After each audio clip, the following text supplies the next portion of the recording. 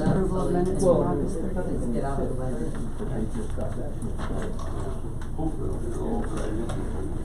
To discuss.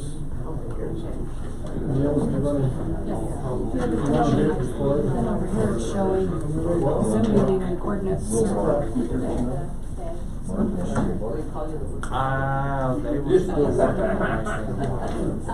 Talk to them about that. We'll try to get it back done. They're gonna be done. 6:02, arrange the board study session for the board of directors of the Colorado City Metropolitan District, September 20th.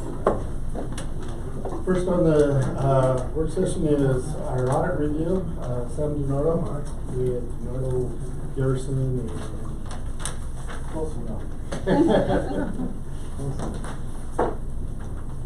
Go ahead, wherever you can. Wherever you want. That's fine. Yes. Okay. Sure. We'll put you in the dark corner. I've only fixed that light twice. It's okay. It's okay? Yeah. Okay. So, I didn't intend to take lots of time, but there's a fair amount of information in the report. Do kind of a very quick overview, and then maybe allow for questions from the board members if you have any. So with that, we'll just kind of get right into it. The copy you have before you starts with the auditor's opinion letter. It takes us 3 pages of verbiage to get through that these days, but nonetheless, it's what we now refer to as an unmodified opinion.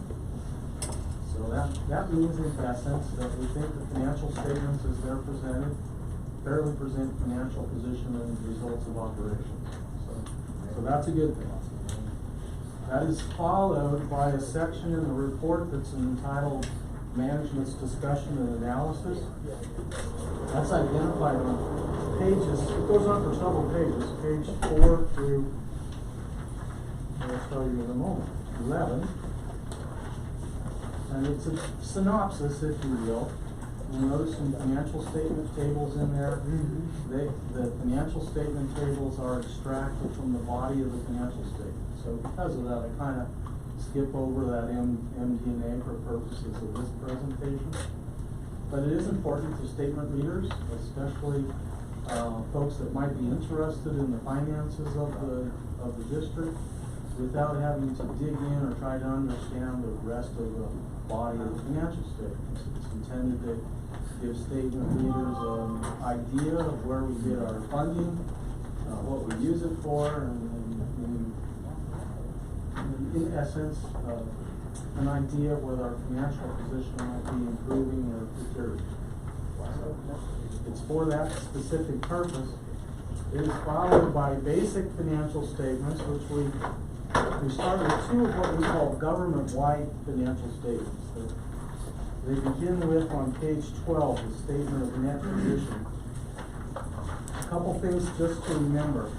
This is different from the presentation that you are accustomed to seeing in your internal financial statements. So you'll notice that all the activities of the district are presented in 2 distinct columns. One is governmental activities, and the other is business type activities. So just as a reminder, the business type activities consist of four that we identify and utilize here. Water fund, sewer fund, golf course enterprise, and property management funds. So those 4 activities combined equate to what's presented in the business activities column. The government activities is obviously everything else. It's important to remember that this statement is one of 2 that's presented on a full accrual accounting basis. So it's somewhat similar to what you would find in private enterprise, not in governmental fund accounting, which we'll talk about momentarily. And it's designed primarily for statement readers, third-party statement readers, such as bond underwriters, lending institutions, that kind of thing. Very important for that purpose.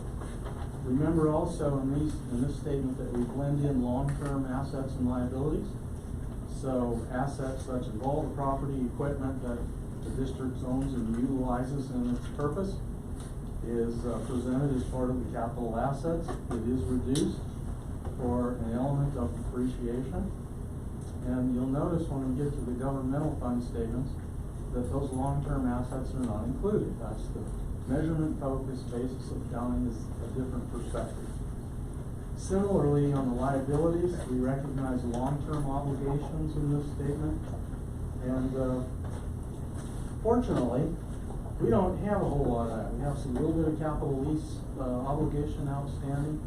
And the governmental activities where our greater amount of debt resides in the water and sewer funds for construction-related projects that have taken place over the years. You can see at the bottom, net position is what we used to refer to as fund equity or fund balance, but it really is what's left over after subtracting all the liabilities. It's fragmented into three categories: net investment in capital assets, which is the capital assets less than the outstanding liabilities that were for the purposes of acquiring such. Restricted, you'll notice in the governmental activity column, the $79,214 consists of two elements. One is $20,000 to cover the 3% tabor reserve, which is required under that constitutional amendment, and the other is unused meaning CTF or Conservation Trust Fund monies that we had carried over from 21 to 22. So unrestricted means essentially what's left over and without the imposition of external restrictions imposed. The second of the government-wide statements is the statements of activity. You'll find on page 13. We can't fit it all without turning it sideways, so you'll see that this is sorted into broad functional categories. We start with expenses, reduce it for program revenues, charges for services, operating, and capital grants both. And in the third column from the left, you'll see governmental activities. If you just work down that column, you'll notice that the broad functional categories all require more expense than the revenue they generate. So that's negative $397,531. And as we go down, we say what resources we have available to cover those expenses, most specifically property and specific ownership tax revenues, essentially general revenues that aren't necessarily tied to that functional category. We add all those back. They total $456,558, and we get a line that's entitled change in net position. That's as close as we come to identifying something as net income in a governmental accounting setting. You can think of it as essentially equating to that. That number is a positive $59,027 in our governmental activities, and in the business type activities, a positive $164,574. Once again, remember these two statements are full accrual accounting. They include an element of depreciation, accounts receivable, accounts payable, accrued liabilities where they apply. So once again, it's close to what we might find in a for-profit setting as we present in a governmental statement. That's followed, beginning on page 14, with something that will begin to look a little more familiar. This is the governmental funds. You'll notice here the measurement focus and basis of the accounting is a little different, as long-term assets and liabilities are excluded. We also do not apply full accrual accounting concepts. It's a modified accrual. Essentially, receivables are only considered if they're collected in a relatively short time after your year end, and only current liability. Long story, you can follow down. You see cash equivalents, investments, receivables, prepaid items is only unused, unexpired insurance premiums, and inventories. Once again, our fund balances are fragmented into several categories, but not the same as on the statement of net position. We actually use 5 different categories here. Prepaid items and inventories is just displaying to the statement reader that that's not cash or receivables that's available for immediate appropriation and spending. And then we have the same two restricted categories in our case, the table reserve and the unspent CTF funding. And unassigned means what's left over. Simply put, without the imposition of any external restrictions, theoretically available for appropriation at the governing board's discretion. Page 15 is a reconciliation from the government-wide to the governmental fund statements. And page 16 is revenue and expenditures, essentially dealing with the general fund. You can see revenues this year totaling $857,756, expenses $625,852, leaves us with excess of $231,724. Realize that the line below that, which says transfers in and out, is conservation trust monies that are passed through from the county to the metro district. They're received in the general fund, which includes CTF activities. But those expenditures, given the agreement with the county, we expend for capital items this year on the golf course. And the golf course is a separate enterprise fund. Therefore, this shows up as an outgoing transfer. So it's kind of an in and out to the general fund. It causes your revenues to be higher by the CTF monies passing through from the county, but then it shows the disposition or application of those funds to capital projects. All said, we end up with a positive change in fund balance, $103,884. So, a pretty good year overall, I think it's fair to say. We got worse ones, that's for sure. The combining statements of the business type activities start on pages 18, continue on pages 19 and 20, but really you can see they're sorted out by the 4 fund categories that I mentioned that we treat as proprietary funds. Once again, water, sewer, golf, and property management funds. The balance sheet information is on page 18. Revenue and expenses for these funds by each of the fund categories is presented on page 19.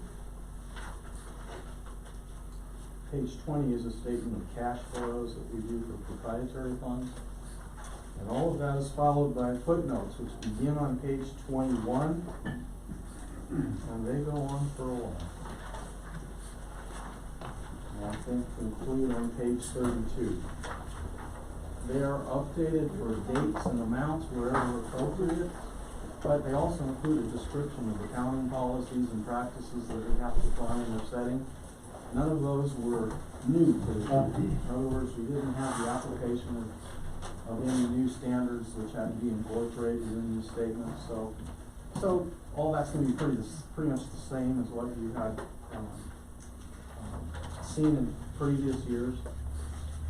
There's one notable difference, or I don't know if it's a difference, maybe a disclosure. It's in the center of page 25. It's included in note 2, which broadly is described as stewardship, compliance, and accountability.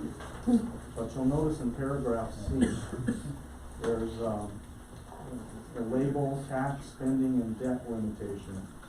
So in short, plain language, that means the rules that local governments have to follow with respect to TABOR. And there's a number of financial implications. One of them I mentioned is the reserve requirement, which is roughly equates to 3% of your non-exempt spending. That was $20,000.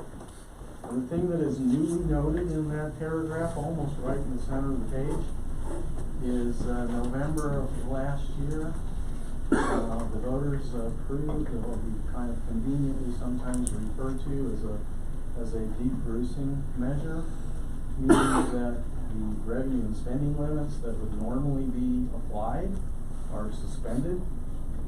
And it had pretty significant implications. So for 2020, we would have had excess revenue of about $141,000. For 2021, had that had to be applied, it would have been about $118,000. So between the 2 years, having passed that measure, allow the district to keep and spend about $259,000 in general fund revenues. So you might recall from years past, several years in fact, some discussion, some of them rather lengthy, about the amount and nature of that excess.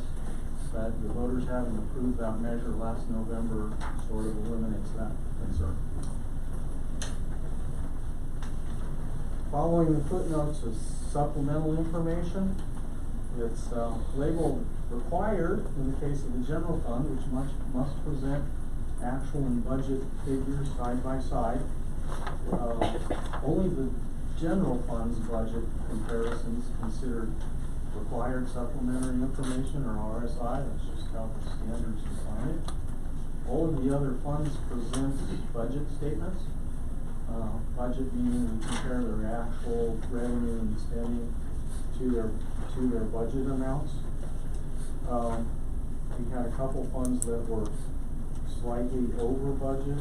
Just requires reviewing budget amendment before the end of the year to more closely align our current year experience with previously adopted budgets. In this case, I would consider it as technically a compliance finding that we disclose. However, consider it to be certainly minor in our case, since it does not reflect any unauthorized spending or that from which we did not have resources to cover. So that question doesn't deal with whether or not you had enough money. It's simply, was the spending line approved in your previous budget succeeded or not? So that can be easily rectified in the future by just kind of making sure you update budget forecasts to actual amounts before year end and make any corresponding adjustments at that point. So that is a very quick walk through. Try to be concise. I can see that we have lots of other things to talk about. So I tried to be quick. I'm not in a hurry though, so if there's questions from all of you, I'll do my best to answer them. So, yes, if I may. So the budget shortfall could have been fixed real easily with just an amendment, correct? Okay. Yes, sir. And we're aware of that in the future. That's not going to happen. That was my fault. We had the budget amendment in 2020 for the pickups and rehab of the plants and things like that. We had that in the 2020 update for the budget, but it all came into 2021 when we got it done. And we didn't move it from 2020 to 2020. Yeah, right. I didn't account for it being in there. So that was my fault. I yield. Any other questions? Sam, thanks for the time, and I appreciate you allowing me to be in on your previous meeting. So, would you, the one that shows the depreciation balance sheet, isn't that where the depreciation? Yes. What was it, 249 or something? Let me flip back to this. Oh, here it is. It's on page 19. So we're showing 1215 for depreciation and show a loss of 249,934 in the water fund. Kind of picking on the water fund. We had discussed a little bit before that's not really a loss, but it's a depreciation. Would you explain that a little bit? Well, yeah, I'll try. So, the water fund is one of those that I mentioned is a proprietary fund type. So, the thing to remember about those is that that's very close to full accrual accounting, just as you would see in a for-profit business. It includes all the capital assets that are included in delivering that service, which you can see is substantial because of all the infrastructure, equipment, all that stuff that has to be in place in order to provide for that. We also depreciate those. So it is true that the current year depreciation is necessarily cash. So sometimes when we think of it from a cash flow basis, we kind of add that back toward it.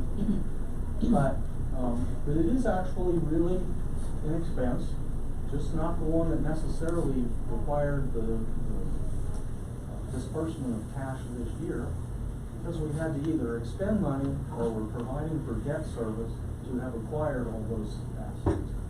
So in the long term, it is a real expense because someday we will have to replace those assets or repair them, as the case may be.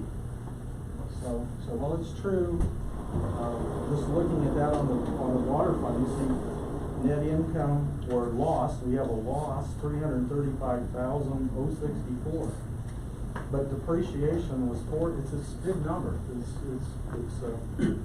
correctly observing that it affects it for $415,000. So you say, well, how do we absorb a loss like that in the current year? Well, the short answer is part of that is depreciation, which does not require the current expenditure of cash.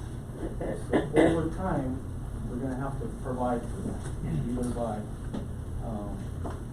generating cash to provide for future capital spending, or borrowing, which is what we oftentimes have to do for big projects like that. The depreciation is,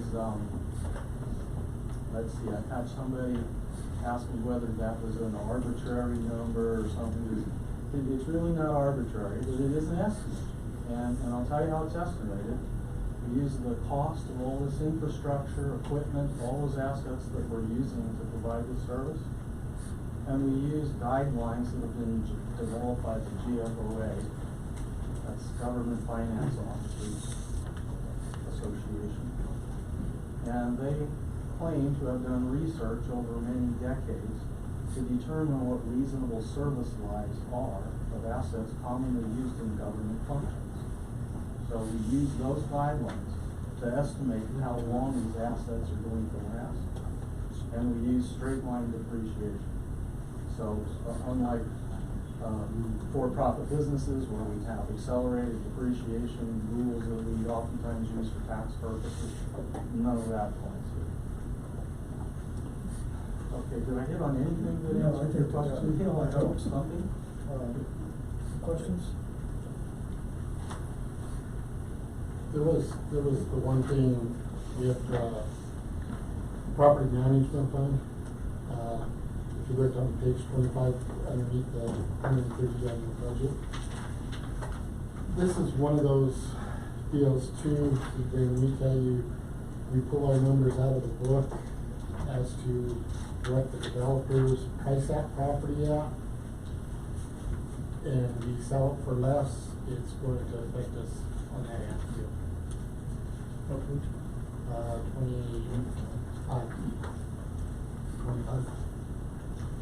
So that's why that number is low, is we had those two pieces of property, one went for like $29,000 and the other one right next door to it for $1,000. So we sold it for $20,000, so now you're short that $9,000 because of the way they put the value on it back when, and we don't know how and where, you know. Thank you. Any other statements, suggestions? What could we do better? We can always do better. We can always do better. I think we had some improvement. We kind of sorted out a couple issues that the district has battled for a few years. One of those is some debate over how to handle the golf fund. Last year, as you all know, of course, made a decision to recharacterize that as an enterprise fund. It had previously been treated as a part of the general fund, which is fine. One of the motivators, obviously, was an attempt to mute the potential excess revenue issue in 2020.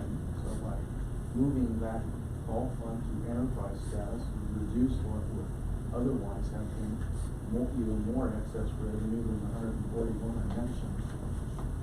But the ballot issue that was passed by the voters last November sort of resolved that problem for them. So that excess revenue that really existed in 20 is gone away. Same is true for 21 as well. So I think that's one of the issues we kind of dabbled with just a little bit. The other is just, trying to do a little bit better job in preparedness so that we can get to this point in time a little sooner. In other words, be able to deliver the report early. I think a reasonable goal in the future is to try to hit a deadline that does not require us to request an extension of the state auditor's office, and that's July 31st. At least got to try to move it up to 60 days.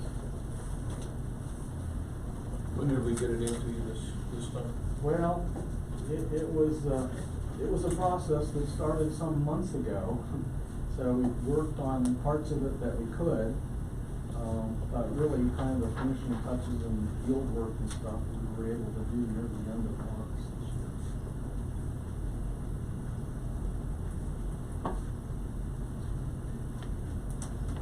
Other questions, comments? Thanks.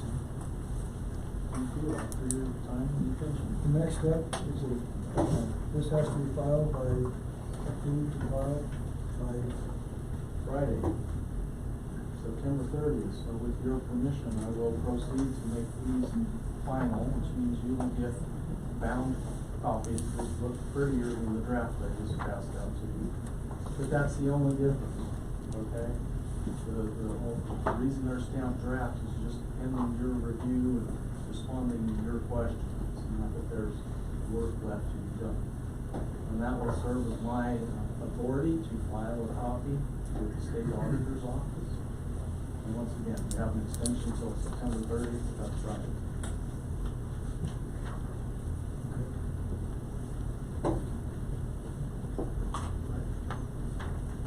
Thank you all. Thank you, Sam.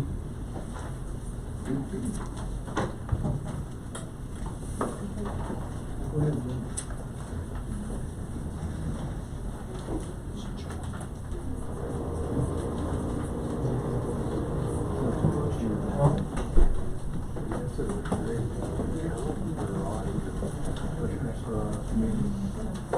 Okay, next, in your packet in section 1, I did get a notification from Justice. We received a $5,000 grant to put video and stuff in there for our movies and hopefully be able to live stream it instead of me recording them and setting up cameras and stuff. We're going to set up a camera system with mics so that people can hear us. I'm in the process of trying to find some vendors that can do it for us. So that's one good thing, positive. The next, under section 3, we have, section 2 is a quote. We had a company come in, instead of flushing our lines, they do it ultrasonically, and they go from manhole to manhole. What they'll do is they'll go in, they rate that manhole, whether there's any infiltration, what the condition of the manhole is, all of that kind of stuff. And then they put a sonar tube kind of deal into the manhole, and then they go to the next manhole and put one in yet. And it sends noise back and forth through it, probably about maybe a 6-7 second tone, and it will come up and tell you whether the line is good, it's fair, or it's poor. If there's blockages in it or whatever, at that point, then it could go through the whole system probably in about 3 weeks. And we could have that, and it would be comparable to flushing our lines. This would give us an idea as to which lines are major problems that we need to flush in camera for the state.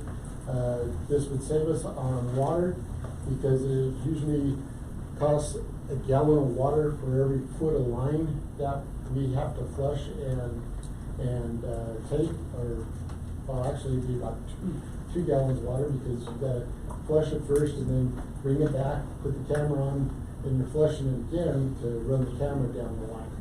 So with 71 miles of line to do, that's a lot of water we'd be using. So it's one of the aspects that we're looking at. Instead of having to flush all of our lines, we're dealing with the state right now. Is this acceptable as flushing? If we show that our lines are good, it puts it onto our GIS map. It will give it pinpoint coordinates as to where our manholes are. Right now we have about 1,500 manholes, and like I said, 71 miles of line.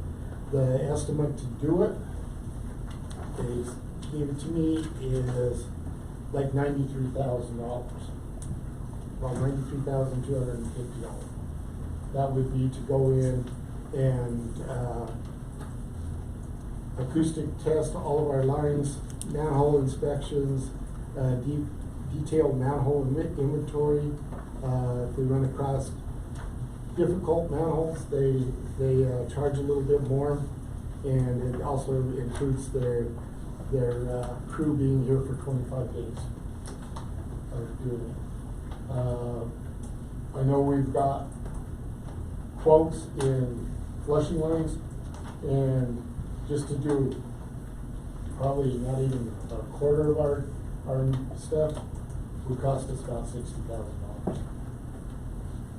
So this is something that has come out within the last 2 or 3 years. It's new. It also will give us a 10% decrease to our insurance by doing this through the insurance pool.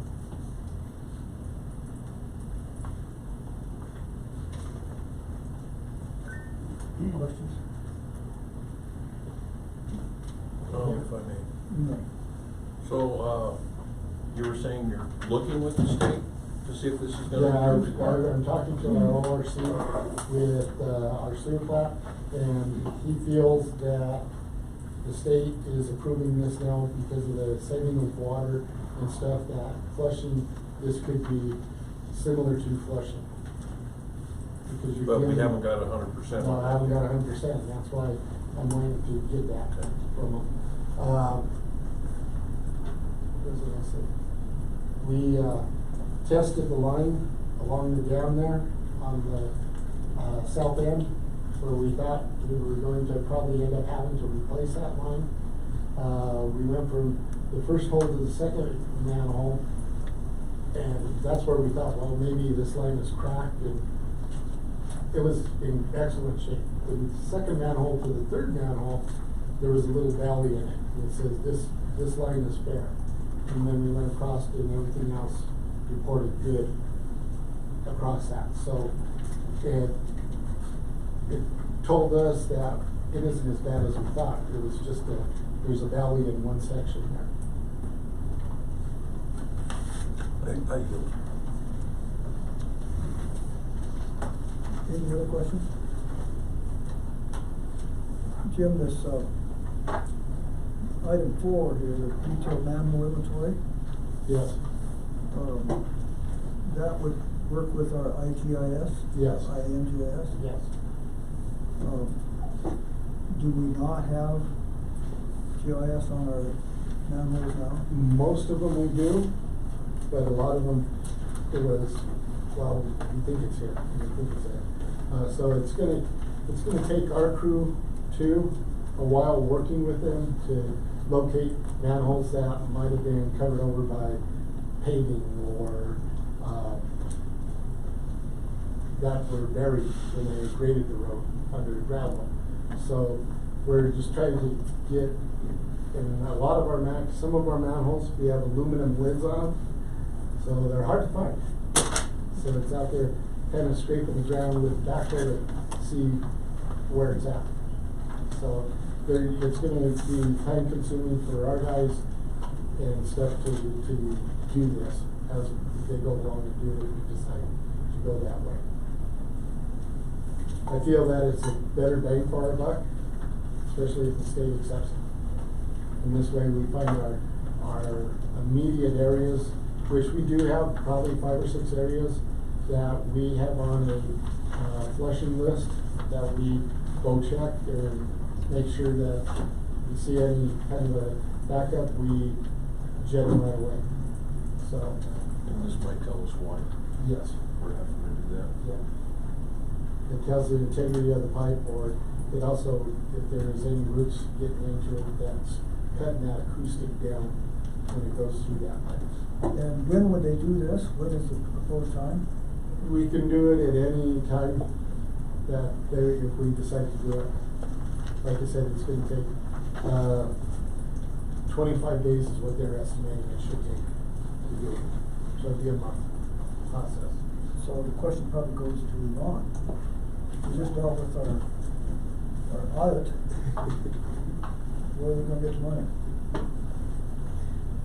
Well, we have approximately put in our capital budget for this year $95,000, of which we've used 5,000, so that leaves 90.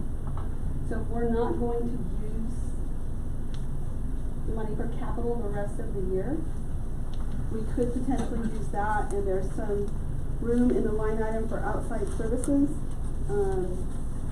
But it all depends on what we forecast for year end for that line item. Also, our sewer revenues are trending up over last year. So if we forecast that out through the end of the year, we could take a look at that. But it could potentially hit our debt ratio too, because we're moving it from a capital expense to just an expenditure, which is part of the calculation for the debt calculation. Questions? I mean, I could try to forecast those numbers out and see. Which we will have that probably in the next meeting anyway with the budget for next year too.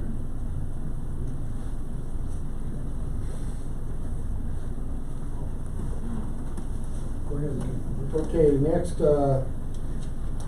right now on our C-Safe accounts, we just have Yvonne and I on it. We'd like to put the chairman of the board also on it as a view so that he can keep track. They'll send him updates as to what's in that account and keep, so that there's clear transparency amongst the board and us. And I'm asking to appoint Neil as a viewer for our C-Safe account. It is in our packet under the red section as to the form I need to send in to add him. And it was I talked to the auditor about it, and it was a recommendation that he agreed with adding someone from the board to that account. He didn't feel like adding more than one person was necessary, so that's kind of why we went with one. Going with the chairman. The question, why the chair versus the treasurer? That doesn't matter. It didn't matter. We were just wanting to bring more stuff out of you. Unless I get to spend that money. You get to see it and that's it. Okay. Next, I have tap fee conversation. I know we've been talking about it. I didn't know whether we wanted to go any further in depth on it or move forward on it as to it. As you can see, we need to, there's gonna have to be an increase in either water rates, tap fees, everything. I hate to, but it hasn't happened for 2 years, and before that, I think it was 4 years or 5 years before water rate. With all the projects that we've got going, and as we build new, like next week, we starting on Red Cloud and Kelly Way. I know they were working on Tank 3 to get the road in shape so that they can start working on it too. All of that new infrastructure is going to hit our depreciation too. So that's going to increase it. And also matching funds, you know, The dam, I talked to Allison on it, we can probably get 75% grant. I'm looking for others to get the other 25%, but we're still either gonna have to take it out as a loan, or if we can't find that funding, so. That's still $2.5 million, even if they cover 75%. Yeah, or if we do the whole 10 million, yes. At the 10 foot. So, you know, there's still a lot out there. I talked to Steve Bennett, which I'll put that more in the report on the dam, about FEMA. We are on the hazard mitigation for the county, which also Global Reservoir is, because they're non-compliant too. So it will be a chunk of money that we'll be asking for in the through FEMA funds. Questions? Yes, I would like to make a comment on the tap fees. So, my personal opinion on the tap fees,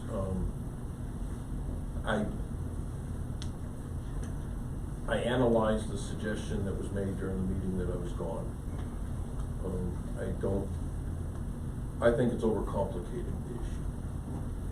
I think we should set a flat rate for everybody. Everybody pays the same. We don't need a sliding scale. I think square foots of houses, the problem I have with putting it on square feet of houses or with bathrooms is that we're punishing, well, not punishing, let me rephrase that. We are encouraging the building of smaller, tinier houses by doing that. And I don't think that we should encourage that at all. I think that's just gonna continue to lower property values if we, and I don't have anything against a small house. The covenants are quite laid out on what square footage you need, but I don't think we should be encouraging them. I think we should have the taps the same for everybody, because that's just gonna encourage workarounds. People are gonna do workarounds on that. They're gonna come up with some way of saving a buck, because I know I would. If I could do it, I would do it. So I would suggest, and the reason why when I mentioned $20,000 for my suggestions was because if we account for just the increase in the cost of living, our inflation, since we passed the last one, that brought it up to the high 18s. And the reason why I went with 20 is because that's where Pueblo West is at right now. And I figured a little bit of increase there wasn't out of line above inflation, simply because we're trying to improve this infrastructure. And every dime we get towards it is gonna help, especially with all these grants that we're trying to get. And I would rather increase tap fees than water rates. I don't know if we're gonna have to increase water rates later on, but I'd rather increase tap fees first, so that the people moving into the community and building new houses are contributing. Some of us have been here for years contributing, and I would just like to see that up front from the people moving in. I yield the floor. Mr. Kraus? Yes, Mr. Chairman, I voted against the increase in tap fees, not because I'm against the increase in tap fees. I never thought that I would ever utter the words I'm gonna utter in my life, especially in a public meeting with 30 people and the door over there. But I believe we need to look much longer term, and I really don't care what we end up charging for the tap fees. I think we need to limit the amount of tap fees that we allow. I think that I'll just share some of what my mind has been thinking, and it's a scary place, so just shut me off anytime you want. But I think that we should put a moratorium on tap fees till the end of the year, which is, and I feel like we should, by drawing, a single tap per month until we are actually able to accomplish some of what we're doing is increasing the amount of water storage. Maybe it's not one tap fee a month, maybe it's two, maybe it's three, I don't know. I agree with Greg that the tap fee itself needs to be the same for anybody who walks in the door. But I don't think that we have the right to select who out of the applicants we want to build a house. There's probably civil rights laws against that, but I believe that we need to limit growth until we have been blessed by lots of water recently. And I think that, all you have to do is look at the history of the weather, and that changes. And it's cyclical, and there's going to be a year that we don't have lots of water.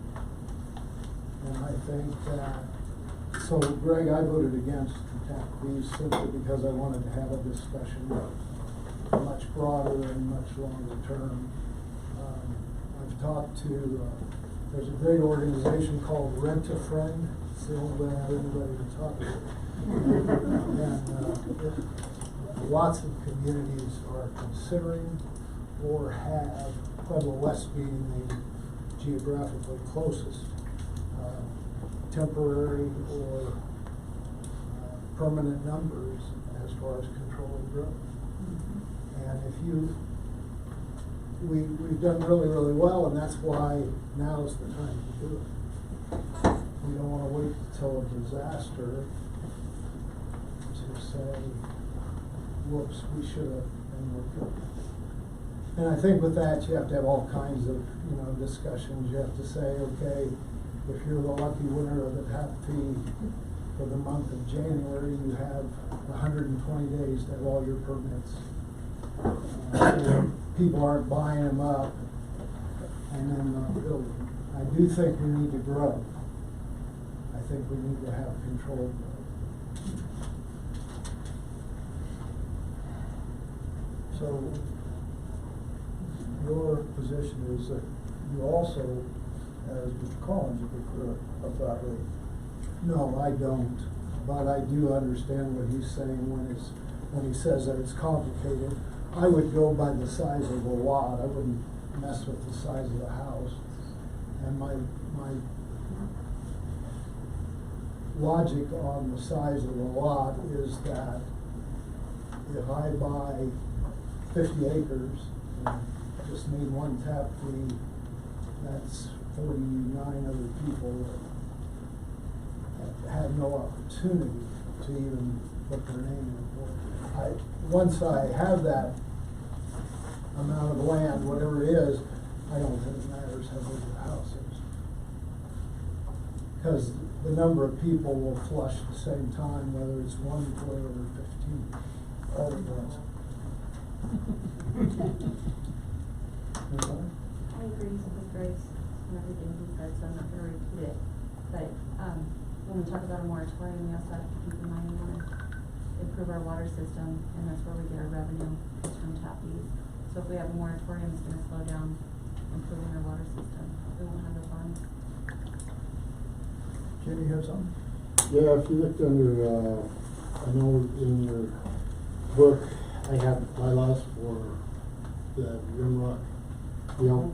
If you look under section 5.10.9. Which tab? It's the clear tab, number 4.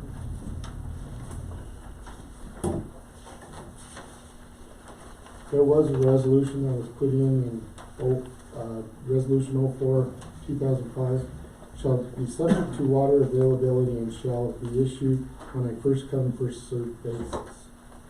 No tap shall be issued without an applicant's establishing to the satisfaction of the district administration that construction of a residential or commercial building will commence within 1 year following the date of the application.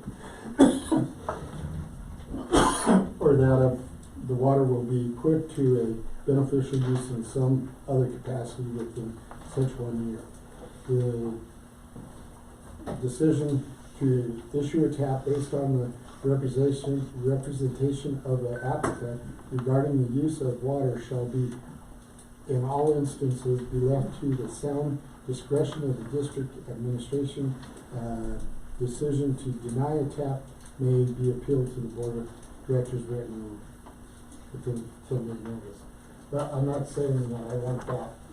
I'm just pointing out that there was a resolution as there was a first come, first served.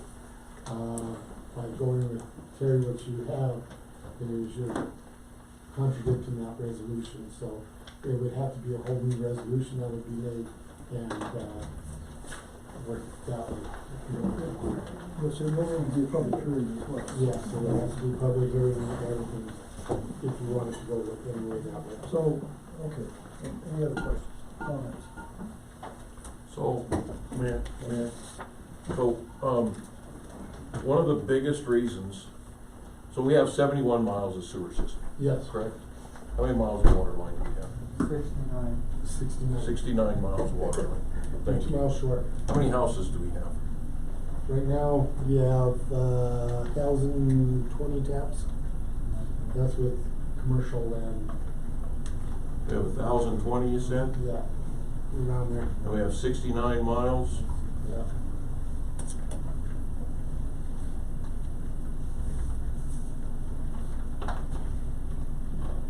So we have a tap about every eighth of a mile roughly. Yeah, you have taps in areas. If I'm doing that correctly.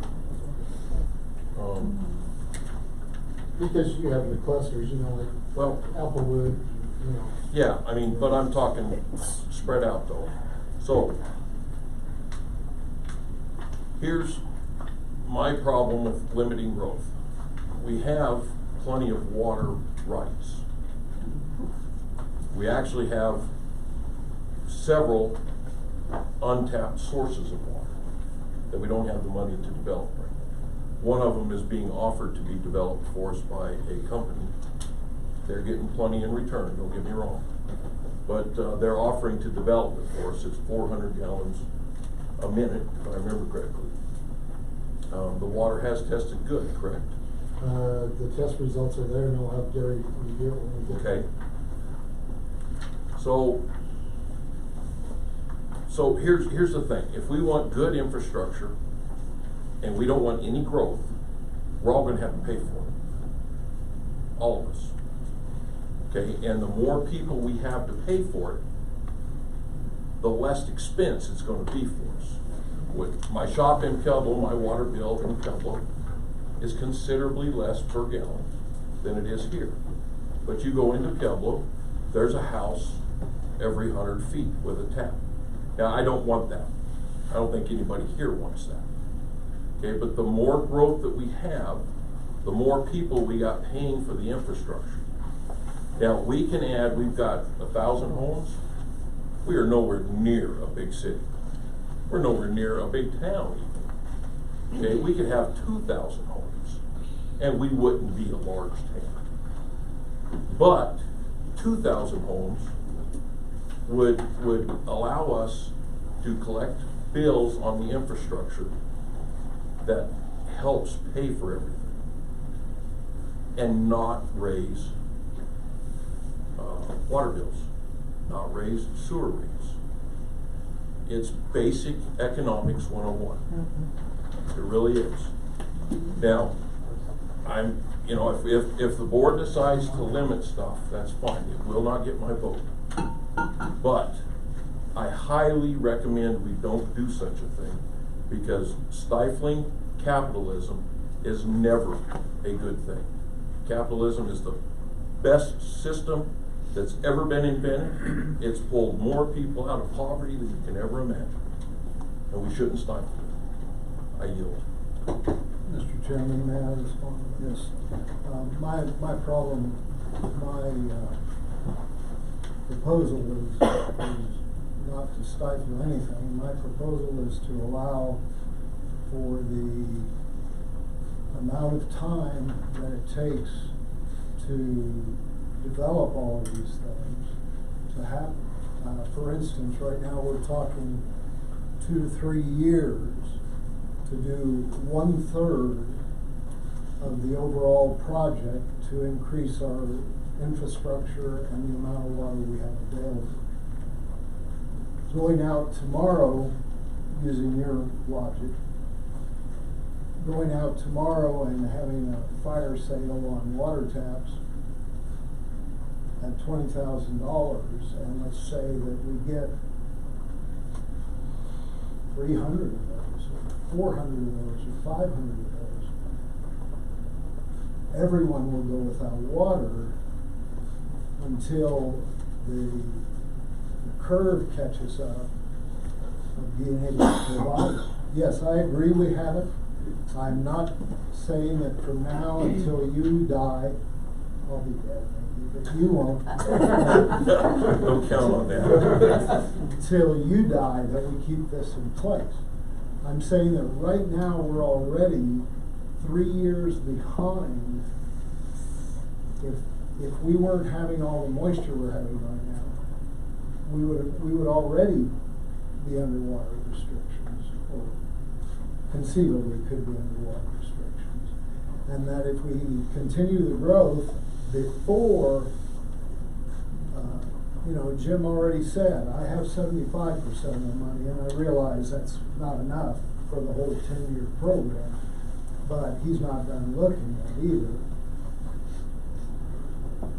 If we got that money tomorrow, it would still be several years till we could actually make use of that extra water. That's what I'm talking about. I'm not saying, I'm on the capitalism constitution. I mean, every time a house gets built, I have an opportunity to sell another subscription to the paper. But it isn't going to do me any good if people can't find drinking water in the moon. And that's how you deal, Mr. Chairman. Okay. Let's move on. Okay. Like you said, I put the rimrock heights in there. I know it was something that was in our conversations. I know we had a lot of questions. I did get the water report back from Higginson's Farm. Gary, do you have it there? I do. Okay. Would you like to elaborate on? Yeah, most of this water, all of it was taken from the surface, so we don't know about the spring completely. We don't know the volumes that we can get. The water looks fairly deep that's up there. There's a lot of dissolved solids in there, a lot of salt, and some uranium. So that's some of the things that are concerning with it. This can all be oxidized out and removed. But the present treatment I can't do.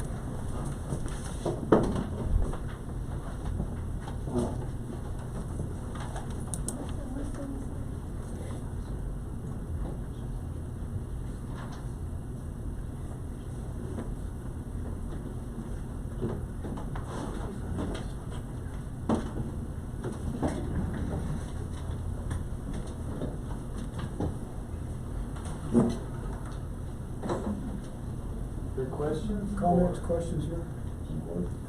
I think we're still, I think that the Rimrock Heights, as far as it being a project, probably is going to require a special meeting. I don't believe that we're going to have enough time in a regular board meeting to get a presentation and have all the public respond as they'd like to. And it's going to take a long time. We also, of course, we're bound by the regulations as well to get public input, to have a public hearing. Yet we also are bound to receive better information than we have about development of that piece of property. It kind of comes down to what the plan is of Mr. Kirkland is to developing the property or to have a single house on it. One of the big things, and I'm guessing the audience here tonight has a lot to do with that, is that if we had a developer like Mr. Kirkland wanted to develop a piece of ground that is not even bordered Colorado City and wanted to put in 200 homes, would that be acceptable for our water system or even the population density? We don't know. So we need to. It's gonna be 30 to 33 homes. But we don't have it. So we need the information. I don't think we have enough information to really knowledgeably deal with this point. I did take a tour, and the Sarah took a tour of the project, and I talked to Mr. Graver some length about just different proposals, and I think that they're gonna come back with a couple of different proposals as to what they would like to do with what the issue is. So I just don't think we have enough information yet. Sir, did you have anything? Like you said, I know it's something that's been on the boilerplate, and after the last meeting, it needed a little more research, and that's why we wanted to make sure that we got the water samples in and make sure that is it possible that this water is drinkable, and it will, from what Gary has explained to me, it's going to be a little bit harder on our Cold Springs filters, you know, since there is a lot of biological side of it in it, but it's because that pond hasn't had any care or anything to it either. So that would possibly come down if we started using it. Well, there's a spring up there somewhere, so it could possibly go up as well. We just took some off the surface where we could actually. What you could access. Yes. As I understand it, the Higginson Spring, we need more hydrological study as well. Because as I understand, Higginson Spring quite likely is what feeds Greenwood. So, the underground subsurface, so.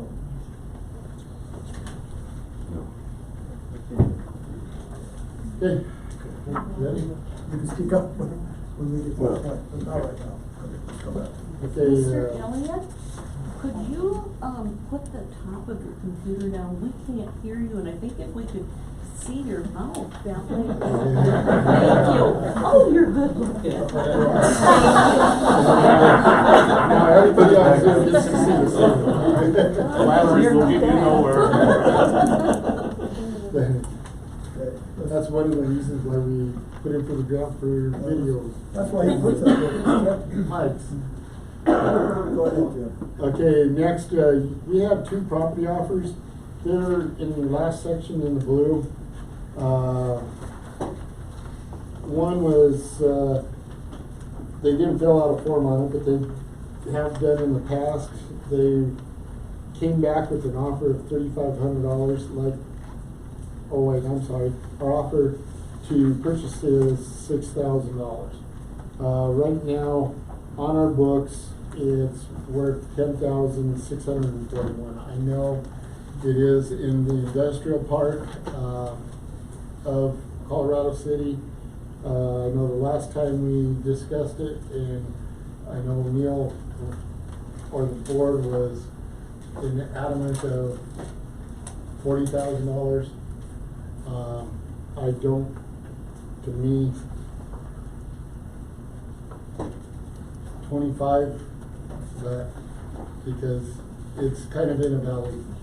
It's out in the valley. Yeah. Go ahead. I would just like to ask Sarah a question.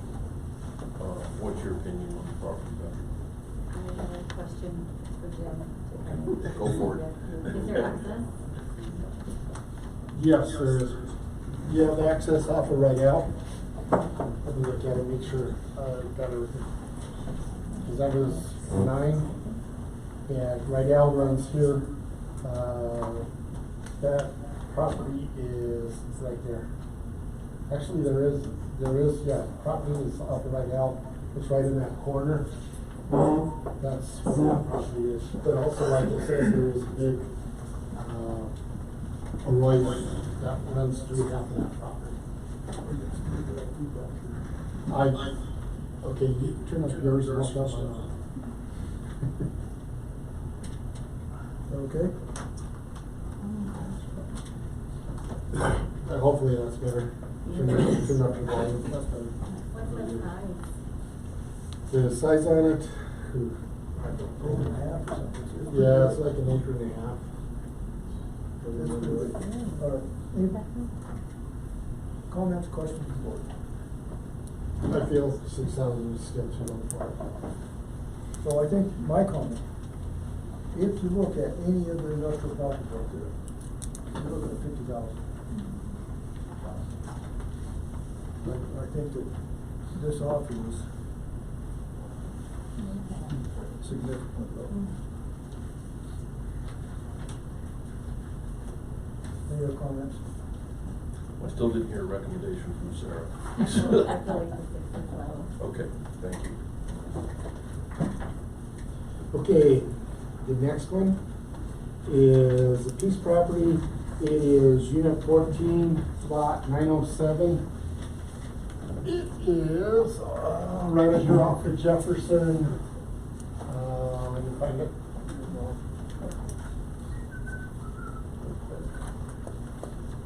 Okay, it's right on the corner of, man, I can't even read it.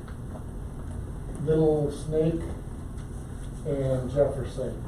There is water at that intersection. The sewer though, the closest sewer would be probably 250 foot. Because if I'm looking at it right, that lot is about 165 foot long. And you got the intersection, so you're looking at about 200 foot to get a sewer line to that lot. Yeah, they'd have to put in a main line sewer and a manhole. Yeah, they'd have to extend the main and also put in a manhole for it. They are offering, let me see, 5,500 for it, which we've been selling lots with water and sewer, right about 65. And this one just has water. This one just has water. Comments? Questions?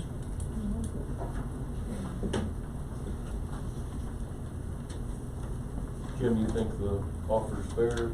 I do. Low? You I think do. it's fair? Okay, thank you. Because usually when we've sold properties without water and sewer, we've got anywhere from $25,000 to $3,000 for them. And then on properties that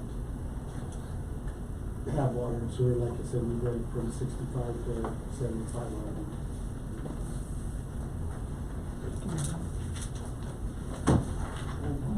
Anything else? All right, move on, Jim. Okay, next you have the CCAAC review. I'll let you handle that. Neil. We're not dealing with letters this week, we're still trying to catch up on the ones that the last couple of weeks, the last 3 or 4 weeks have been kind of disrupted because of different things, so we don't have any letters. But we do have a new construction for 4198 Bureau Street and 3720 North Pitkin Drive. 4198 Bureau Street is a shed, 3720 North Pitkin Drive is a carport. We do have, as we get to that area, I think Sarah is going to bring up a suggestion that we just discuss 4756 Carter Road. I make a motion to amend the. Well, let's Hold on, we'll do it. Not a motion until we. I thought you were ready. Any questions? All right. So much for the study session. I close the study session and open the record meeting of the Board of Directors of Carson Metropolitan District, 7:10.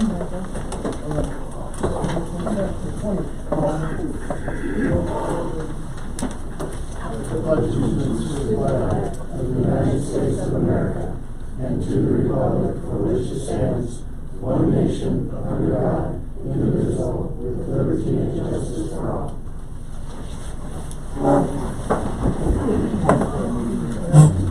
Join in a moment of silent reflection, if you so choose.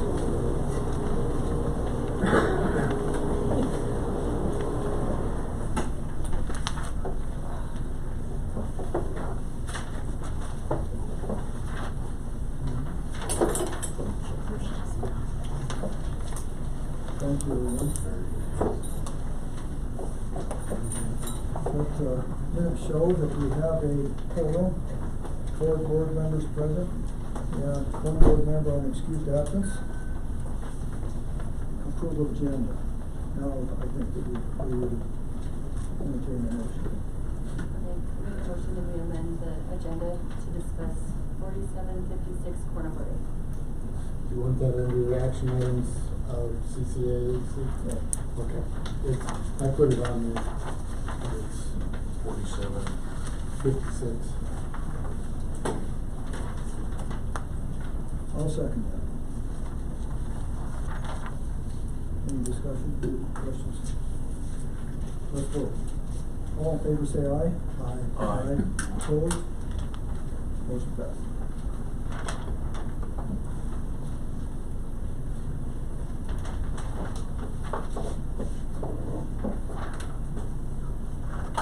Need a motion to approve the agenda now? I make a motion that we approve the agenda at this time. Is there a second? Moved and seconded. All in favor say aye. Aye. Opposed? Motion passes. Approval of the minutes. I get a motion to approve the minutes. Mr. Chairman, I move that we approve the regular meeting minutes of August 30th, and the CCAAC minutes of September 1st, 8th, and 15th. Moved and seconded. All in favor say aye. Aye. Opposed? Motion passes. Bills payable, go ahead, Jim. Okay, hang on just a minute.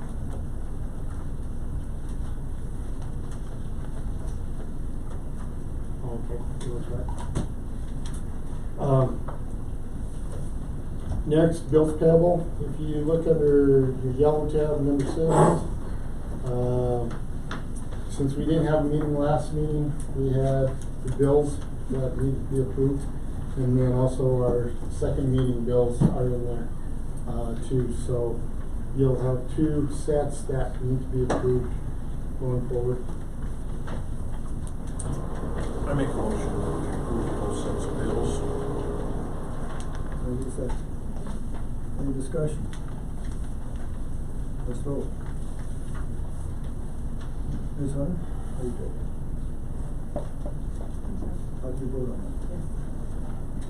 Ms. Collins? Yes. Ms. Kraus? Yes. Sure, votes yes. Let's pay the bill. Okay, next you have under section 7, the green tab, the second one, you have the standpipe, bulk sales.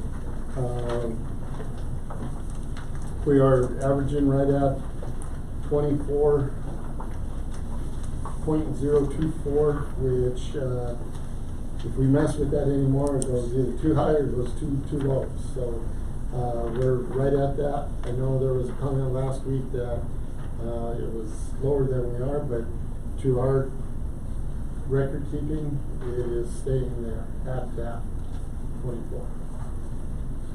Which we charge 25 cents a thousand, or $25 a thousand. So we're, and to adjust it is just basically a screw, you know, that you move a little one way or the other. To get it, it isn't a scientific deal that says, okay, we punch in $25 a thousand and it automatically does it. But, no.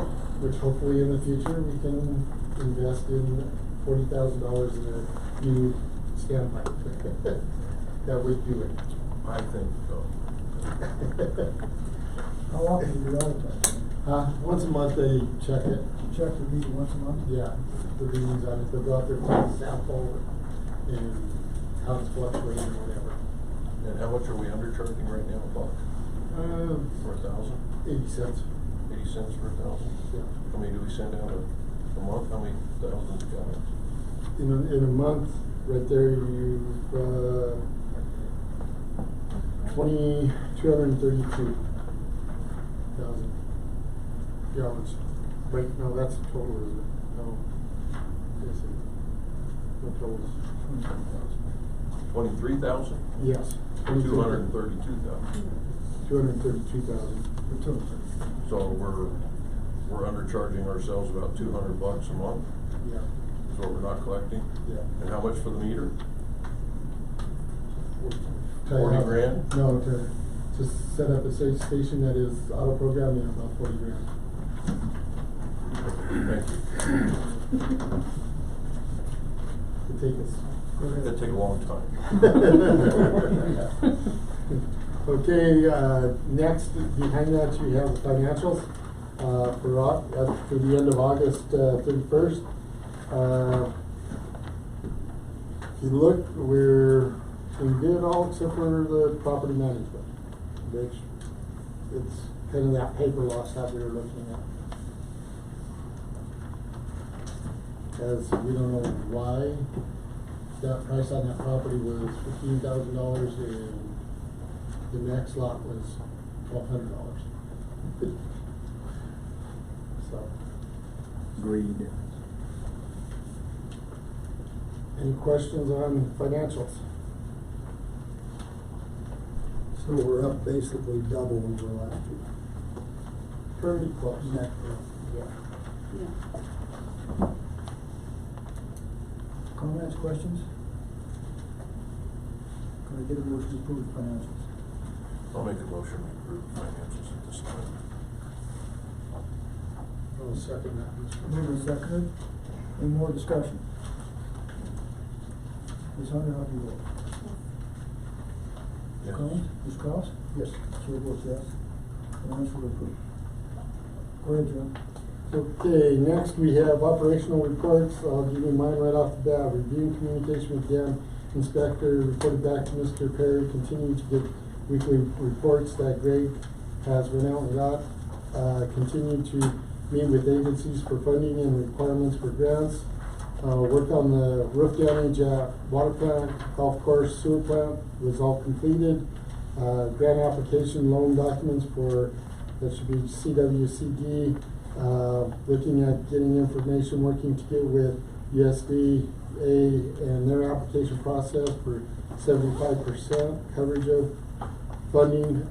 Working on feasibility evaluation for Lake Beckwith, which would help in the application of grants and need for the CWCD grant loan process.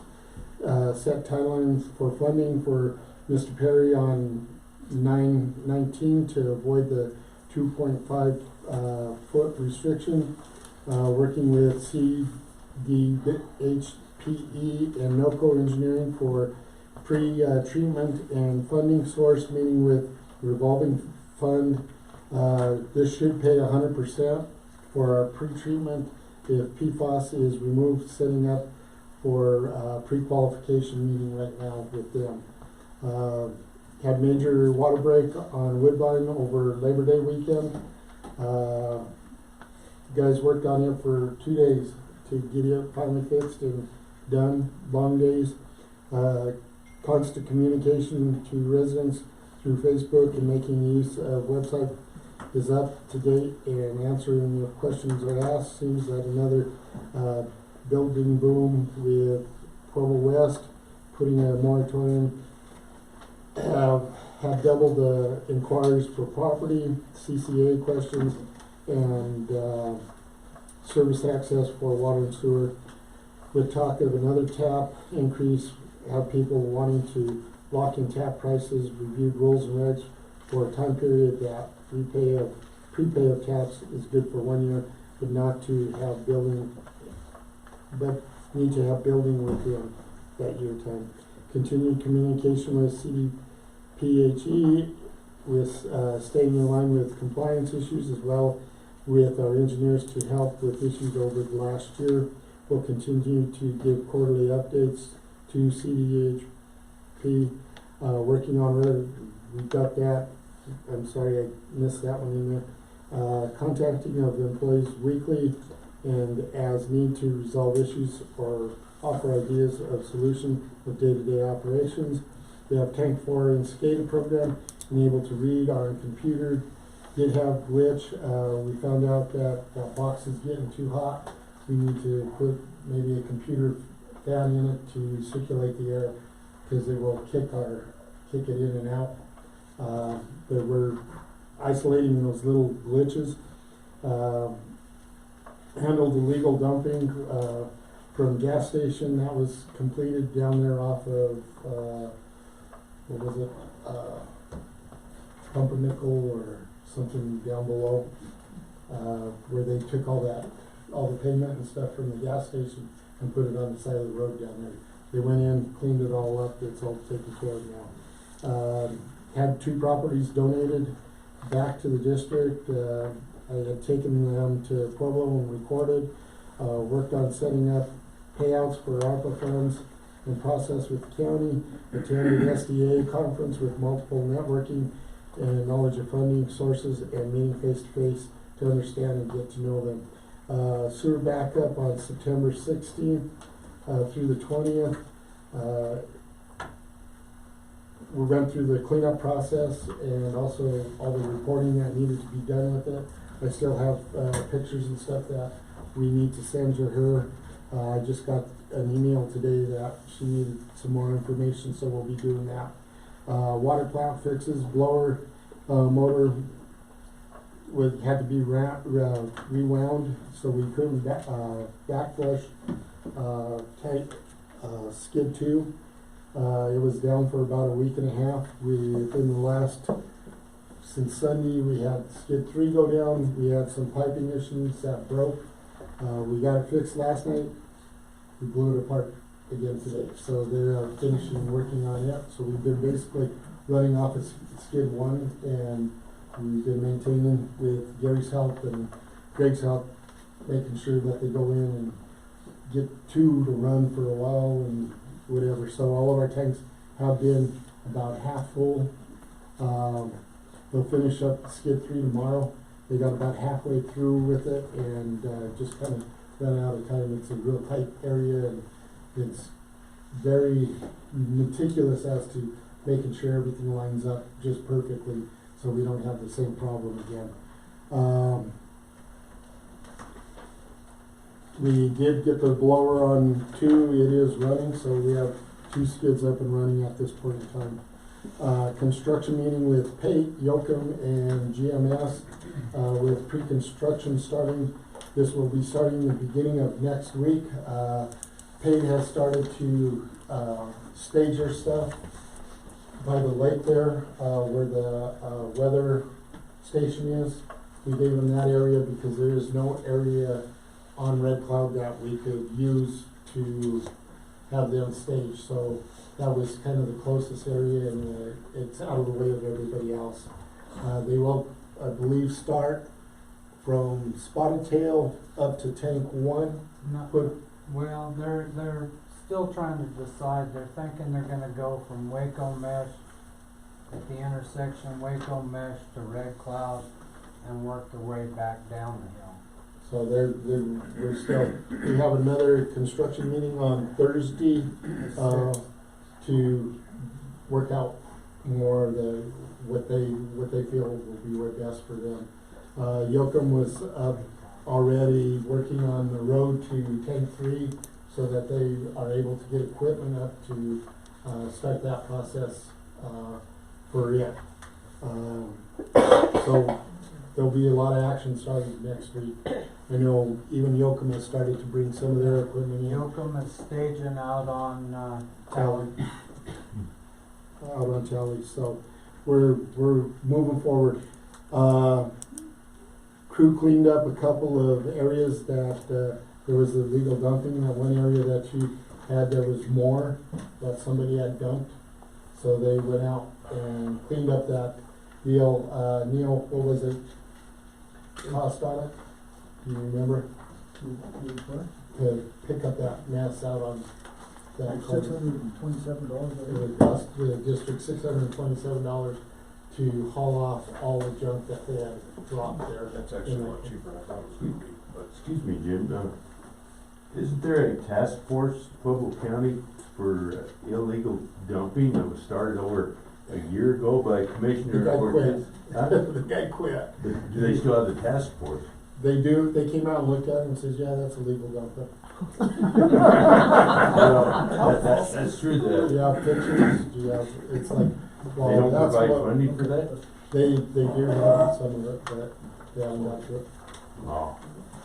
May I ask a question? Can we, I mean, I'll even donate it. Would it be all right for us to put maybe game cameras out there or something? Will you guys let me do that on the property out there? I'll get them and I'll donate them and we'll hook them up for internet here. Cause that just, it makes me sick to my stomach every time I go out there. Yep. Okay. The other thing, I had a meeting with Bo, yesterday, and they are going to put a drop box here next to our collection box. Yeah, let's move on with your. Well, that's what I'm doing, is in the- that's in the what new- In the new business, or old business, let's put that in down there. Okay. Let's move on through. Okay, other reports, Colorado City, the maintenance side, of course, we had 2.1 inches of rain from August 5th to September 12th. Tees, approaches, collars sprayed with Primo and herbicide. Green still sprayed every 10 to 14 days. General maintenance applications. Green top dressing with sand. Drug in August 16. 11-12 T-box paths altered to accommodate new homeowner. Course irrigation, we had the homeowner's pin was right in the middle of our cart path, so I had him go out and put a T-post there, paint it yellow or orange, and move the cart path so it won't be on that property. Course irrigation, main line break, August 30th began 4 red tees, 8-inch main line broke. As for Pro Shop, 2022 month of August membership, we only pulled in $502. For 2021 August revenue was $52,697. This year's revenue was $58,002. We are up this month from last year. Weather was cooler from parts of for the start of August. A lot of open play, not too many tournaments this month. Most of our events are in upcoming months. All cart fleet are up and running thanks to Mike Riley. Well done job. We had a few pruning incidents with urinal and water fountain that are fixed, and now plumbing issues. Yeah, no vehicle pruning. We definitely need a new swamp cooler. It has been leaking, but has now been fixed due to the help with Jeremy Wilcox. I am in the process of trying to find new heaters for our outside bathrooms. Our superintendent has brought me an idea of what heaters to look into, so we won't have to cut into the walls every year to save money. We will also be looking into buying 2 new toilets for our ladies' bathroom in the clubhouse. I've talked to several plumbers, and they are starting to rust and crack in the back side. You can only put duct tape on the shovel for so long. I will be talking to Jim, see what we can do to fix this issue. I know the friends at Holly Dot, they are going to buy the toilets. I think we just have to have a plumber put them in. So that's going to send the district money. As for Gary's report, I have it here. Wastewater, water. During the month of August, we produced 18 million gallons of water through Aiden and Chris's work with Neptune. We improved our loss from 60 to 70% each month by 35% in August, which shows a marked improvement. We had 3 water breaks, 1 on Red Cloud, Woodbine, St. Vrain. The first 2 were due to age, the third is due to Mountain Homes crew digging for a sewer tap.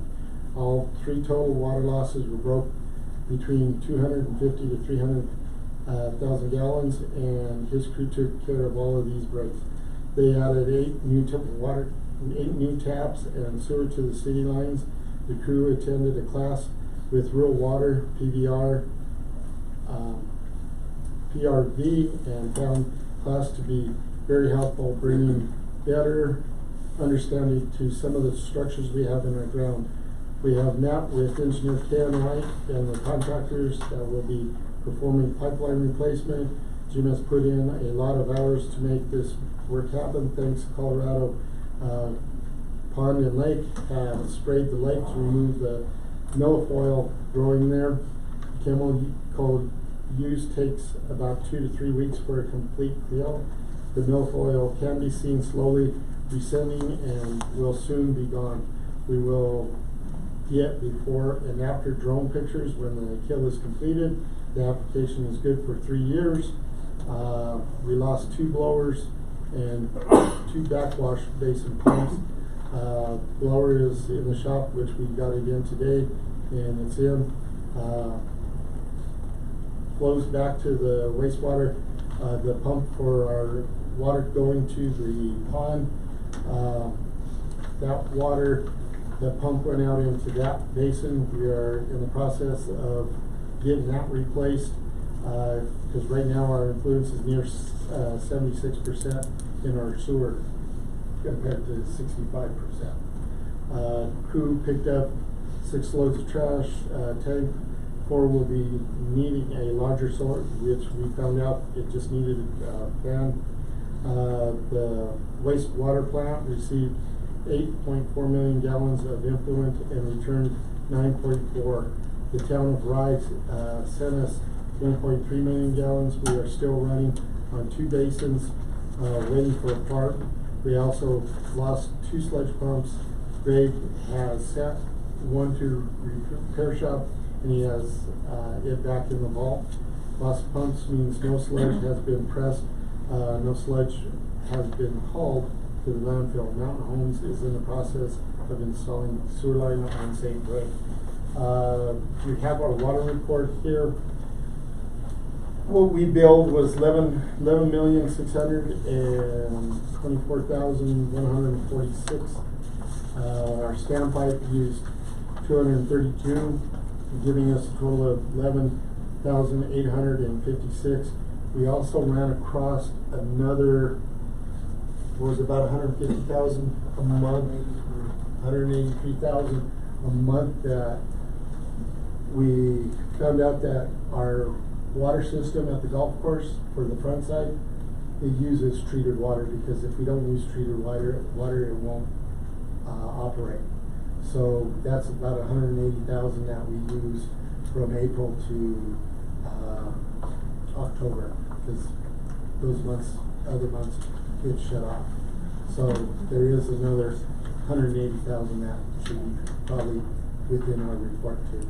So we're closing that gap of what water's being billed and what we're losing. Like I said, with the water tanks holding the way they did over the last 3 days, I think we've caught all of our big major leaks that have been having surfaced, that have finally surfaced. So we're moving forward and reconcile our water. Next you have dam report. I think you can. Oh, I'm sorry. So Finance Department operational report. Worked with the audit team for 3 weeks on site and remote. Handled HR issues, corrected GL errors, working on compliance limits testing for our retirement plan. Payroll offboarded approximately 30 employees from a high this summer of 64. We set up a dedicated email for the CCAAC complaints to come direct to the committee for increased efficiency.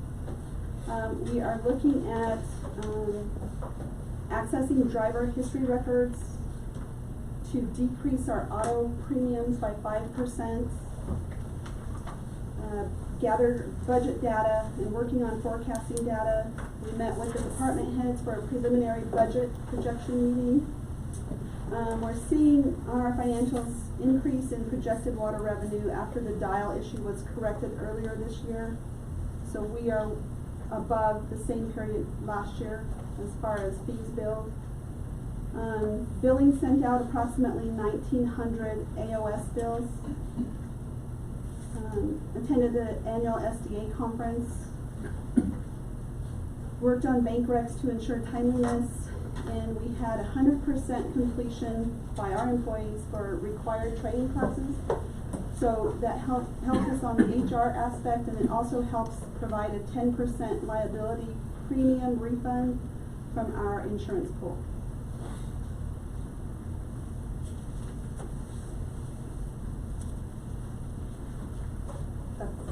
Comments? That's all we Go ahead, need. Jim. Okay, like Beckwith, sent in a progress report to Mr. Perry last Monday.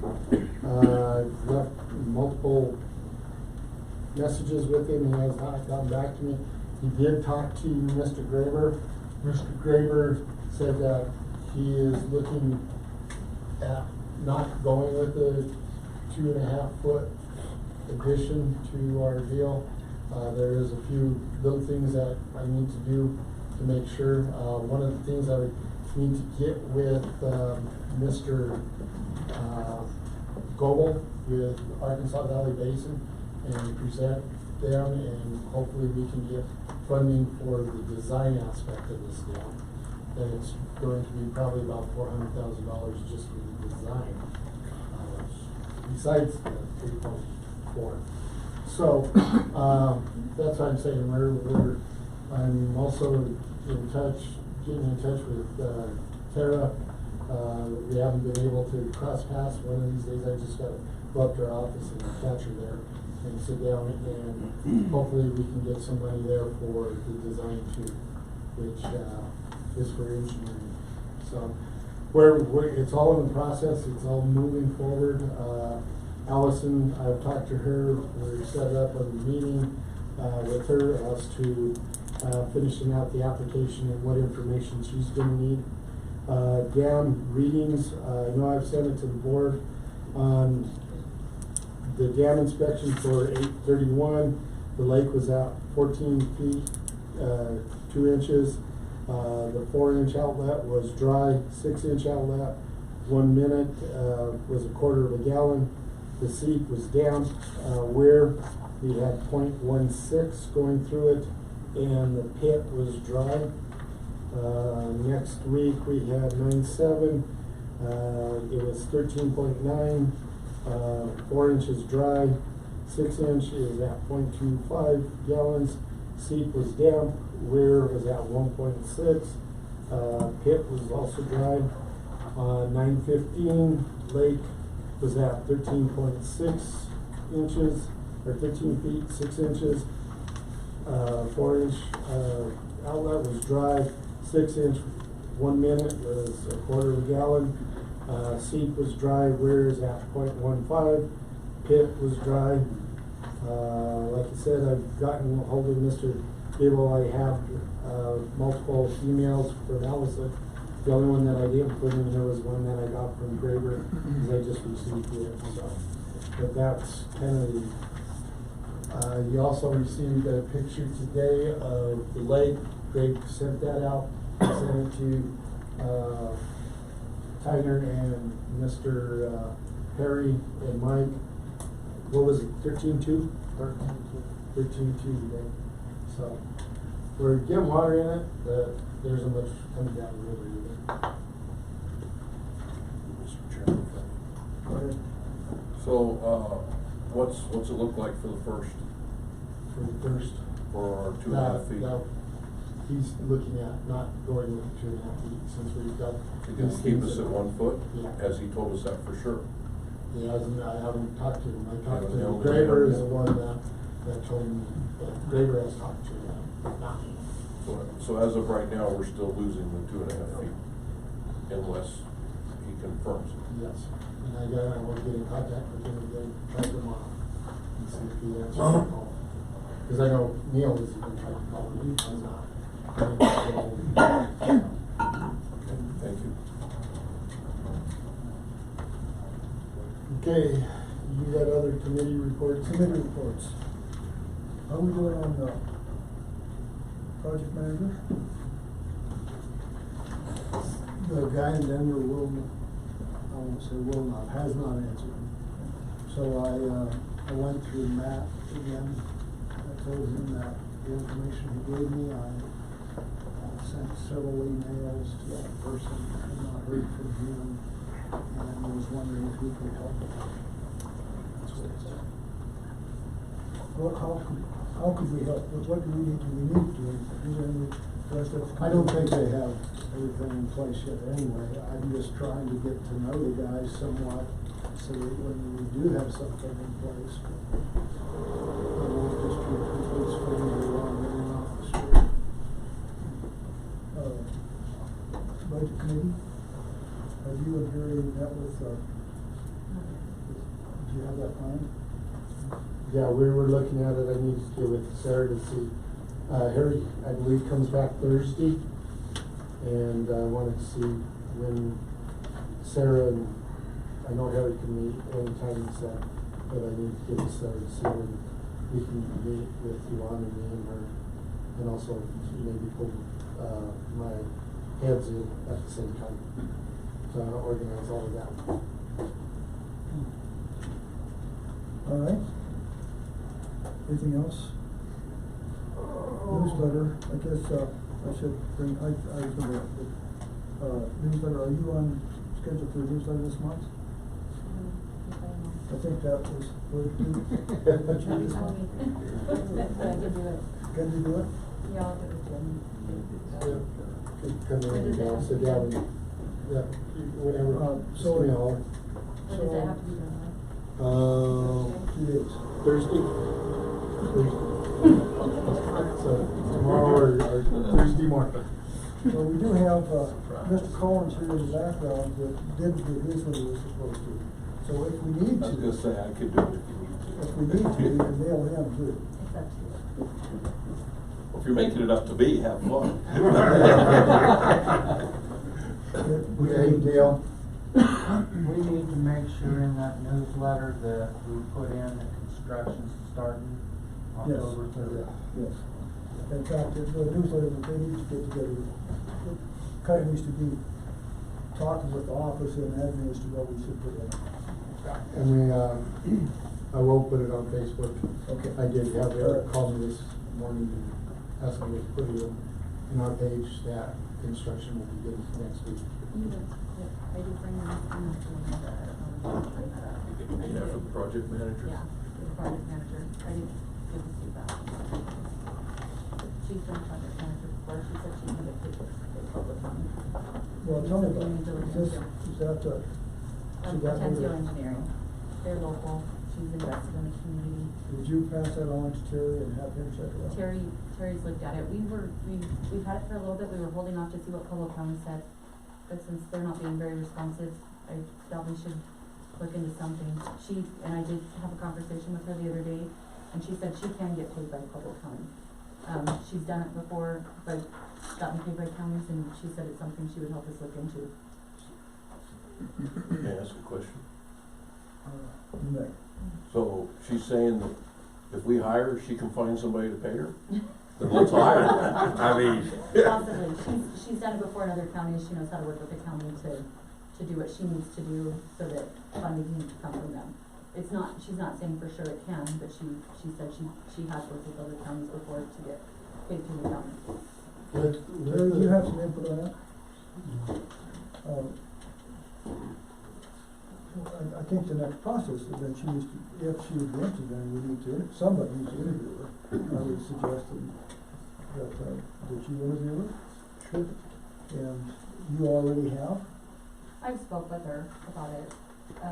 We've worked on some other things together because of our jobs and so we've spoken on it before. Would you prefer to have two of you interview her? Doesn't matter to me, whatever is easiest. Would the two of you work on that? Yeah, I'll call you for After you're done talking to Jim. After I'm done talking to him. One of the things with these projects, our engineers, through GMS, there will be an on-site engineer to make sure that everything is being followed, for this project, for both water lines and the tanks. So, I think that's, no doubt that's the case. I mean, it certainly should be for what they Yeah. get paid. On the same token, Mr. Perry and Bill Tyner I think they put a lot of pressure on the project manager. So, for that aspect, if the yeah. two of you would get together and work on that, please.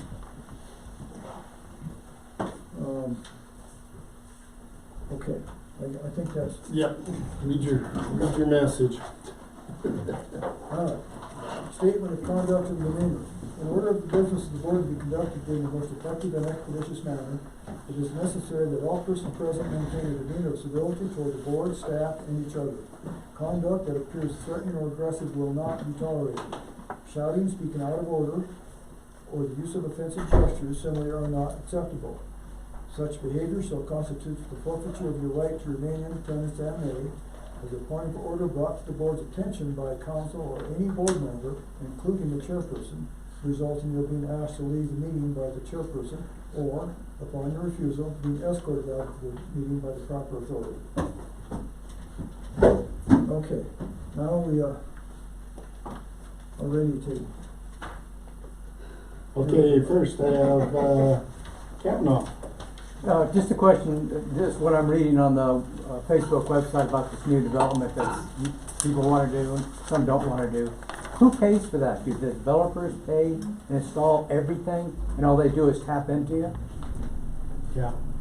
So we don't pay anything for it? Okay. Well, we take over the lines and we have to maintain that after. Once it's installed and completed and everything else, it's no backup ours. So part of the development and not wanting new people to move in, do you guys look at 5 and 10 year, do we lose the children in the schools, no longer have children go to school? So the schools close down? So this is just a thought, because it's happened in a few places that I know of where my families live, that they closed their elementary school and middle school because no kids, no families are moving in, so there's no growth. So the schools get closed down. So it's just a thought on that. And then the last is on the website. The site is not searchable, and even though you can download your PDF files, they're not PDF files. They're images in a PDF file. So they're not searchable.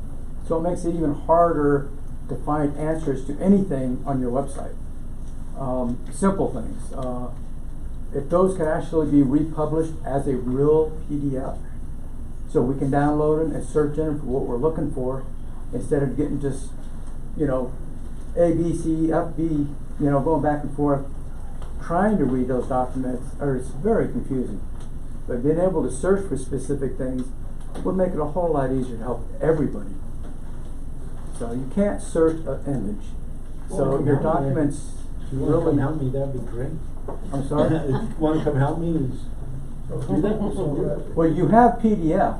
Mhm. You have Adobe Acrobat because you guys are creating PDFs. You can scan a live document as a document in PDF. It's part of it.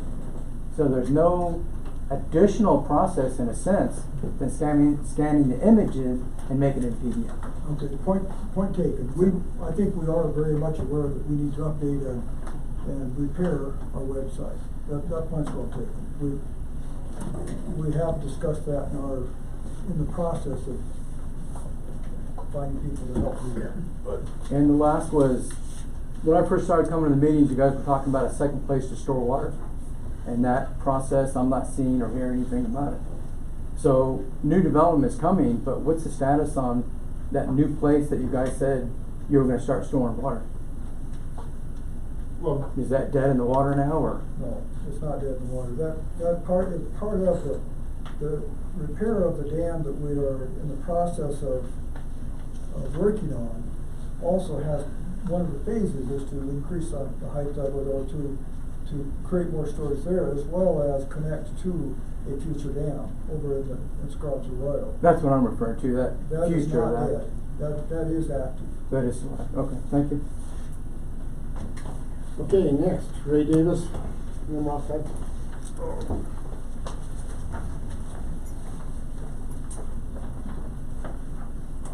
are you? Doing good. Those are my phone numbers. I still teach, and I just hand it to Sarah Hunter, have to pass it Where they want that new road, they want to put water in it. I guess, but it's not even covered on the city. Hello, everybody. First off, I'd like to thank you for allowing me to speak about the proposed Rimrock Heights, otherwise known as the development from Carolina, and their request to the Metro District. My name is Ray Davis. I have lived here 31 years, and I appreciate your public service. I spent 8 years sitting up there myself, where you are, and if I was still on board, these would be my concerns regarding the development. First is, why the lack of transparency? As I looked over the proposal of July 26th, I was mystified how any developer could be presenting such a sketchy plea for water at this late date. I've been watching and hearing the excavation of the development all summer. A lot of work has gone into the property, and I figured that's the developer's property, not in Colorado City, not my business. But when I heard the developers were looking for Colorado City water, I became concerned. After hundreds of thousands and probably more invested and all the time in engineering, I thought surely Colorado City has to be Plan B, right? I mean, who would risk so many resources on a project without a water plan? So the first thing I'd like to know is, why so late? As the saying goes, poor planning on your part does not equal an emergency for CCMD. The second issue I have with this proposal is the incredible vagueness. Most importantly, how big of a development is this? The developer owns 180 acres up there. And do you know some developers can get 15 homes on an acre? So why no mention of the planned number of taps? Why no maps with platted lots? Or why no roads? Is there even a plan at all? And what I've heard tonight is there may be several plans. So we really need to know what's going on there. And what is the time frame for the build out? Since the developer wants to annex, can anybody go up there for a Sunset Drive? Who will be responsible for the road? Other unknowns. What is the production volume of Higgison Spring? I've heard a couple different things tonight. Obviously, nobody knows. Is Higgison tributary or non-tributary water? Is Higgison feeding the Greenhorn Creek drainage? Not so much the creek, but the drainage, which is obviously part of the creek. On the finished water side, what volume can Cold Springs produce? An 8-inch main, which is the developer's proposed idea, can deliver 1,600 gallons a minute. That's massive, especially in respect to volume available out of Higgison. How much of that water is guaranteed to stay in Colorado City? It does CCMD zero good if the developer adds capacity but uses it all. I mean, think about that. Additionally, how the heck is the pipeline going to be gouged into Greenhorn Creek without causing massive damage to the terrain and further pollution impinging on our water systems? I've been watching the developer's worksite, and what they have going on at the development currently is not pretty. I'm not sure Colorado City wants to risk them in the watershed. Again, there is no creek remediation plan. Then there's the obvious moral question. As a board member, is exporting the limited amount of Colorado City fair and ethical to current lot holders? because we don't know if there's gonna be a net increase of Colorado City water delivered past Cold Springs. Of course, it's not ethical and it's not fair. And that's why if this developer's plan is allowed, this board would be the first in history of our little development to open the floodgate of extraterritorial water ventures. You'd be setting a dangerous precedent for yourselves and for the future. And you guys kind of talked about that a little bit tonight. So this looks like a big negative on balance for Colorado City. The developer gets to develop a multi-million-dollar asset, and Colorado City gets no guarantees. Only a big straw sucking out precious limited water. The Metro Board has to say no. And thank you for listening.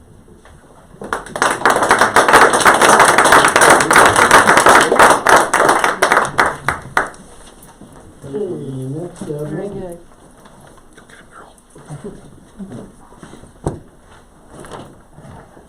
You have to follow Ray? No, that is no mistake. I am not a public speaker and I apologize. Good evening and thank you for letting me address the board. Along with my husband Ray, I have also been living in Colorado City for 31 years now. Longer than most of the board members, and I guess at some point Ray and I have become the old timers of the area. The Metro District, and you as its representatives on the board, have several areas of concern to manage. The golf course, parks and rec, the campground and swimming pool, but most importantly is water and sewer. I propose water is the most important, since if you don't have water, you have no sewer. I am here tonight to speak to you in opposition to any extraterritorial water being supplied outside of the current district boundaries. Excuse me. I contacted Jim Eckert on September 12th after reading an article in the Greenhorn Valley View indicating there was a discussion at the August 30th meeting regarding extraterritorial water.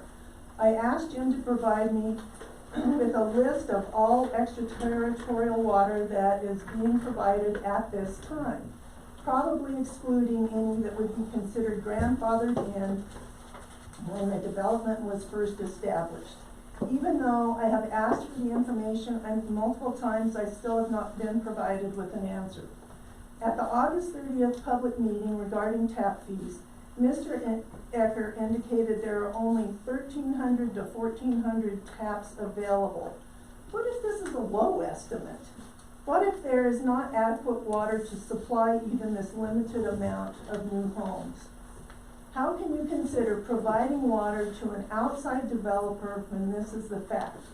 Water from Rock uses more water than Higgison can produce. It is your fiduciary duty to the people that have invested in Colorado City to protect the limited water supply. You must ask yourselves what would be in the best interest of the district, the entire district. What would be the possible future ramifications of your decision if indeed Rimrock Heights were allowed to have extraterritorial water? It would set a dangerous precedent for years to come. As I said, I am here to oppose all extraterritorial water, not just this particular development. But the questions remain. What does this developer do for the district? I say nothing. The property is not adjacent to any part of Colorado City.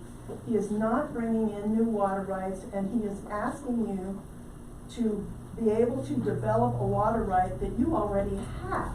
We're not creating a new water right here. I imagine if Higginson Springs was abandoned previously as presented by the developer, there was quite possibly a reason why. If there was an adequate water in the spring to fill an 8-inch pipeline, how big is 8 inches? I don't have an 8-inch pipe around my house. If there was adequate water to fill an 8-inch pipeline on an ongoing basis, I expect it would have been utilized over all these years. It is time to improve our current water storage system, which we all know. During wet years, there is a lot of water going down the stream since we have not been able to build the second reservoir yet. Also, I ask you to consider the actual installation of the requested pipeline and the damage to the landscape.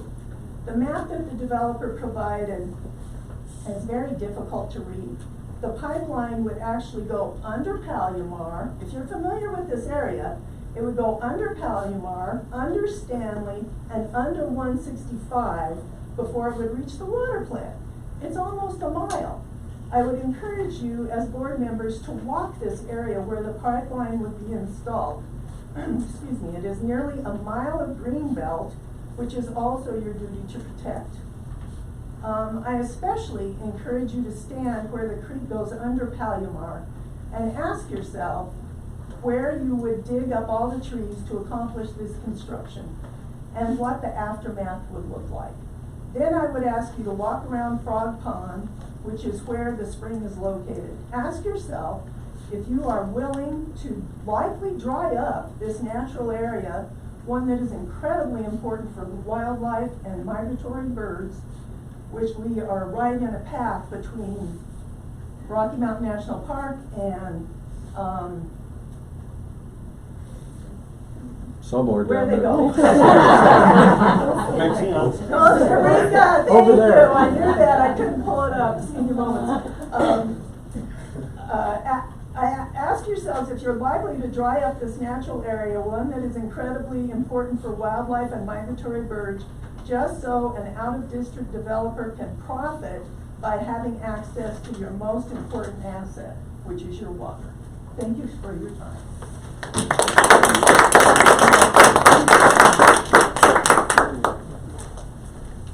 Money and Pam. How can we follow that? We very much agree, very much. We'll pass. Okay, Dennis?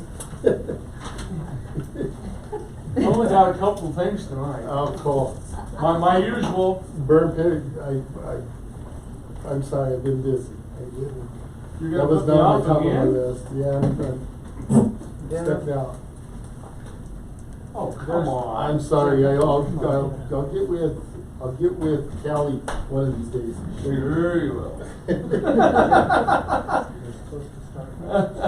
Okay, the other thing, ATV crossings on roads. Are we gonna go to the county commissioners to? County commissioners already got a copy of what we passed. Okay. And Ortiz is supposed to let me know when it's gonna come up. They sent it to their attorneys, Okay. and they're supposed to let me know when it's gonna come up for a meeting, because I want to attend I also. wanna be there too. Jump up and I will down, make sure I scream and let you holler. know. Yeah. I'll be jumping with you. Okay, good. We'll bring a trampoline.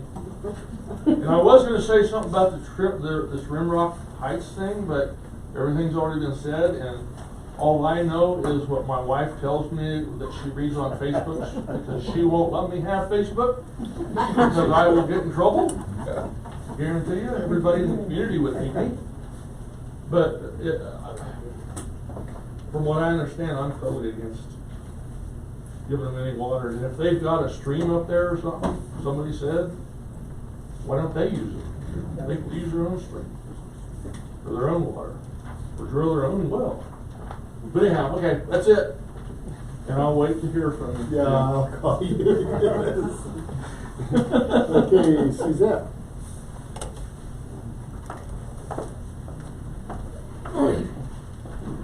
I apologize if I lose my voice. I've had laryngitis for several weeks now. It is football season, so, and I absolutely adore football. I'm glad that Ray and Maggie actually spoke before me. They kind of let us segue into some things that I'm concerned about.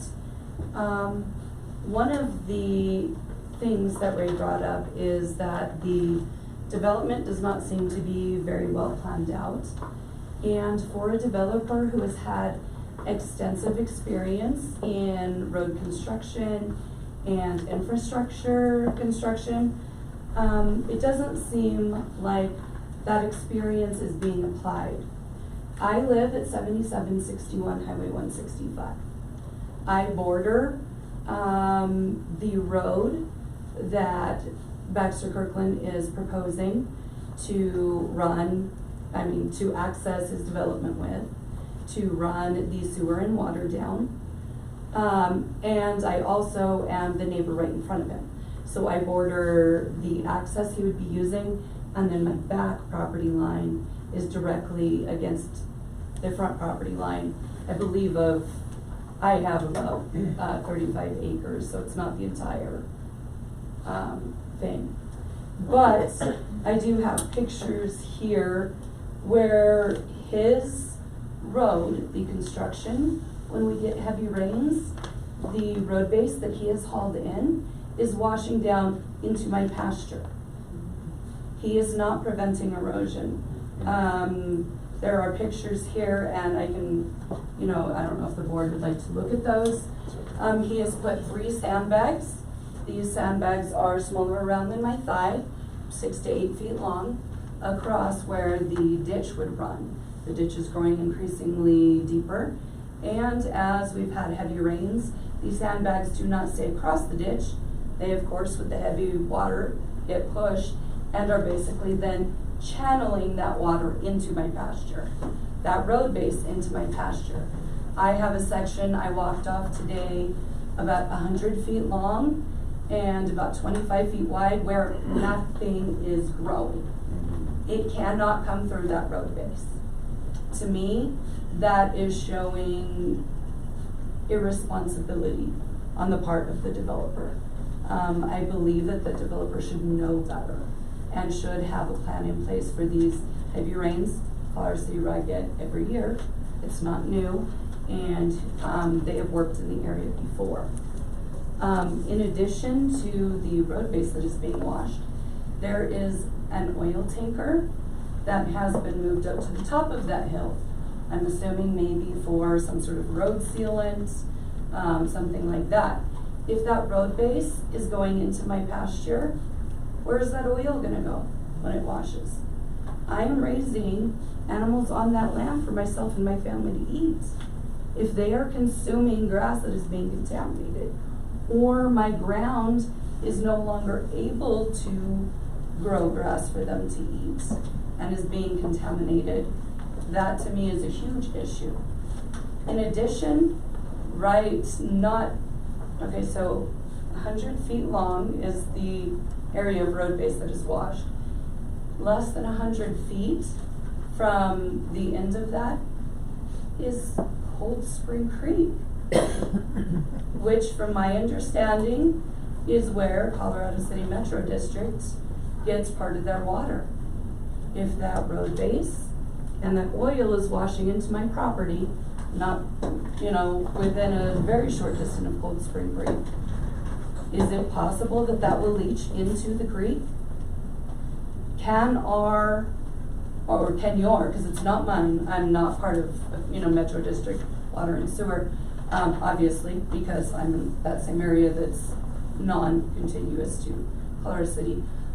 Is the water treatment plant prepared to filter out, oil and such that is being put into the creek?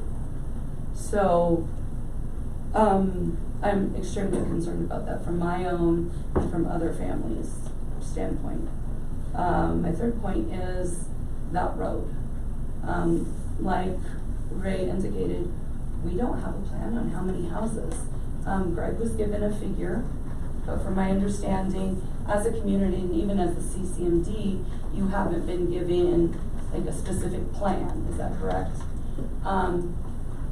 That road is not very wide. It is not a 2-lane road with appropriate shoulders. I am concerned about the impact in that area for egress and ingress for 30 to 33 homes. That would be along the side of my property and would also potentially cause, back up right there on 165. We've had that issue before. Everybody leaving the football game or whatever. We'd have a whole bunch of people dumping out and turning out. That is another concern of mine, is I believe that, as Ray indicated, I think CCMD was kind of a plan B, because it doesn't feel like for a very experienced developer, this has been lined out to an expectation that one normally has for a project of this humongous scope. I mean, for the size in that area, 30 to 33 potential homes, give or take, would be a large addition in that area. And I believe that it hasn't been properly documented. Thank you. Thank you.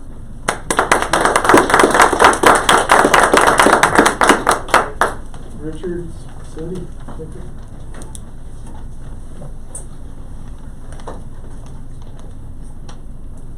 Hi, Richard Schaefer. I lived in this valley for approximately 18 years. I am also a neighbor with Ray and Maggie, Pat and Lon here. So Ray and Maggie both, they said a lot of the same things that I was thinking to say, but and ditto on all of that. You know, I agree with everything that they were saying. But something I noticed in this conversation today, when they were talking about the samples that they got out of Exit Springs, I think Gary back here said that you know, it's got uranium, traces of uranium in there. There's other stuff in there, and if that was to go through Cold Springs, besides the fact of tearing up the land and the trees and, you know, messing up the green belt through there, it's going to overtax the Cold Springs treatment plant. Is that correct, Gary? Possibly, yeah. Possibly. We don't know how big. Okay. Last summer, we were without water for 9 days there. 9 days. It was reported that the rest of Colorado City was in fine shape after 4 or 5 days. We were still taking sponge baths, and we were dipping water out of a ditch that runs behind our property to put in the swamp cooler to keep, because it's very hot days. We don't need more situations like that. So if we're already gonna, you know, this proposal for Rimrock goes through, we're already overtaxing the treatment plant, the Cold Springs treatment plant. It makes no sense to throw more burden on it. You know, we're already, you know, giving away water. This, you know, that's a definite no. I don't care who the developer is. You know, if it's Kirkland or whoever, but they're outside of the district. They don't belong there. But you know, the part that you know, like I said, if they're overtaxing the treatment plant, you got water that's possibly contaminated there. You know, I'm not sure about that, but something else that I've noticed in the years that I lived close to there, in the drought years, that pond does go down quite a ways. And I think it was Maggie that mentioned that, you know, they abandoned that years ago. Yeah, there's an old pump house down there, you know, an 8-inch pipe. And I remember talking to Donnie Scheid, who used to work for Metro, and I thought was quite knowledgeable of the system there. And they said that, you know, they couldn't even trace on the maps or otherwise where the water line went from there. You know, they don't even know. And to, you know, go through that area, as Maggie mentioned, you know, a mile down along the creek bed, basically on the other side of the creek bed, and just tear everything up is absolutely ridiculous. And once again, the vagueness and the lack of transparency on this whole thing is appalling. I think the Metro board and the Metro manager, I don't know how long you've known about this development going on. You know, like I say, we've been watching it since before Christmas. We've been watching them dig and trying to figure out what the heck are they doing up on the hillside. You know, I got a bird's eye view of it. And, you know, for you guys not to know anything about it, So, come on. just to answer that question real quick, we knew about this, what, 2 meetings ago? Is when it was brought to our attention, just so you know. Yeah. Well, We haven't known about it long. yeah. I say, you know, shame on the developer, shame on you know, even the manager here, this is something that's going on, you know, right in the backyard, and they've got a proposal to, you know, suck water out of a community that doesn't have enough water. Thank you, Richard. That's all I got. I'm just kind of curious question. This is not in Colorado City, so why should Jim have any responsibility whatsoever on it? Next, Justin. Well, I don't want to do it. Huh? Thank you. Like Kane, I probably shouldn't have any business on Facebook. Join my club? My name's Justin Hunter, for anybody that doesn't know me. I'm a previous board member and previous board chair. 25 years fire department, I'm the house materials coordinator for the city and county, and I work on their local emergency planning commission for all the fire departments. So that's kind of my professional history. Put 7 kids through school here. Wife Sarah. Got a lot invested in the community. My home, owns property. I have 30 taps in the valley here. Some of them are active.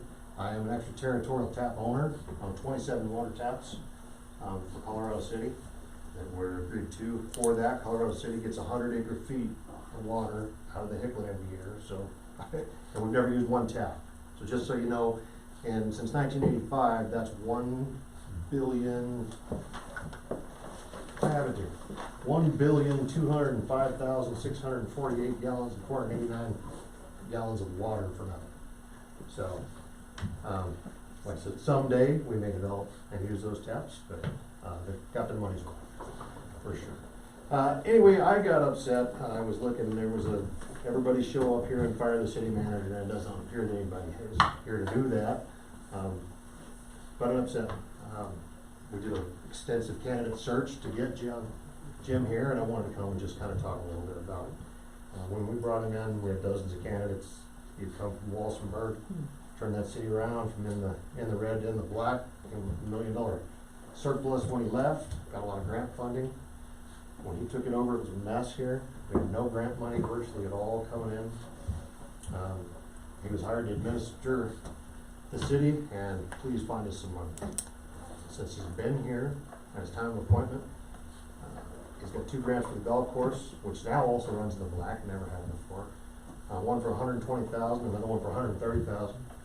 You got $3.7 million allocated for our tanks and water lines, which is something that we thought we would never get to replace them. That's construction work that's going on right now. Another $30,000 for the video and communication software we were talking about, so maybe we'll be able to improve the websites and do all that kind of stuff. Total of over $4 million in grant money in a short time he's been here. There's 791 households in Colorado City. So instead of just getting on there and talking about this makes me feel bad and I'm mad at this guy, I mean, here's some facts. That's $5,056 per household that has been saved in grant money to help us fix our problems. Future commitment grants, $4 million is in the works right now for a pre-treatment system and a DAF system to clean up, which is important, obviously. $10.2 million for the dam extension. That's a roundtable grant coming from several different areas. Minimum of $3.6 million is expected, that's on the low side. By the way, I talked to Harry today, this afternoon. We're not going to take 2.5 foot of water from anybody. Everything was turned in within a day or two, that deadline. All that stuff you're reading online is, you know what it is.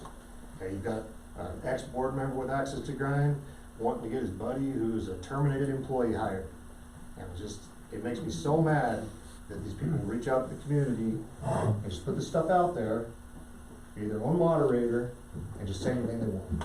It's not, you have to have the facts at least. Excuse me, could you go back over that 2.5 foot thing, please? Because that's like newsworthy. 2.5 foot. So we lost 1 foot of water out of the lake. Right. And we could be restricted another 2.5 foot. The dam is in bad shape. It was in bad shape when I was on the board. We needed $900,000. We were going to try to grout in one of the siphons out of there and replace it. We had no way we could come up with $900,000. The state told us at that time, hey, you're not bad enough to be on our list to get it fixed, so we'll wait till things get worse. We'll fix it. We're gonna manage by emergency, and we decided as a board that's how we want it, so we hired Mr. Eckert to do it here. That's what I had to say about Jim. The other proposal obviously is the Kirkland deal. And I'm gonna play a little devil's advocate, not because I totally understand. That's a beautiful spot over there where you guys live. I wouldn't want it disturbed. You've got a beautiful pond, everybody. But I did look at the numbers, because that's what I wanna look at, the numbers, the water. And I know that there was a little bit of a character assassination going on Kirkland's, I felt. We've been here 70 years, you know, here in the community and members of the community for a long, long time. And originally, when they talked about doing that, I know they were building a house up there and wanted to see how they could get water up there. And I think that almost $750,000 to get water up there and to do all of this when they, I know it wasn't right away that they wanted to develop anything, but they said, I think they're probably trying to pay them something. I just looked at, and I don't know that this would actually pump that, but I was very interested in the 400 gallons a minute out of that spring and Hickman Ditch. That's 644 acre feet a year. That's 1,300 homes. That's enough water for 1,300 homes. Use it at a very maximum half an acre per house. Kind of a plan. And that's 160,000 gallons a year a house. I don't think anybody uses that. So 33 houses, you know, and the other deal, regardless if that was to go through or not, when you talk about linking into Cold Springs, that allows you to fill the reservoir when we have a lot of water. Don't take out of it. Take out of there, pump it out, get it to the community, store it, save in the water storage we have. Our problem is a storage problem. We have plenty of water. If we were able to save all the water we had, you could put thousands more homes here. Not that anybody wants that. I live here too, I don't. But I mean, it's a water storage problem. I think we'd be remiss as a board not to look at what's going on here and to look at this development. I understand.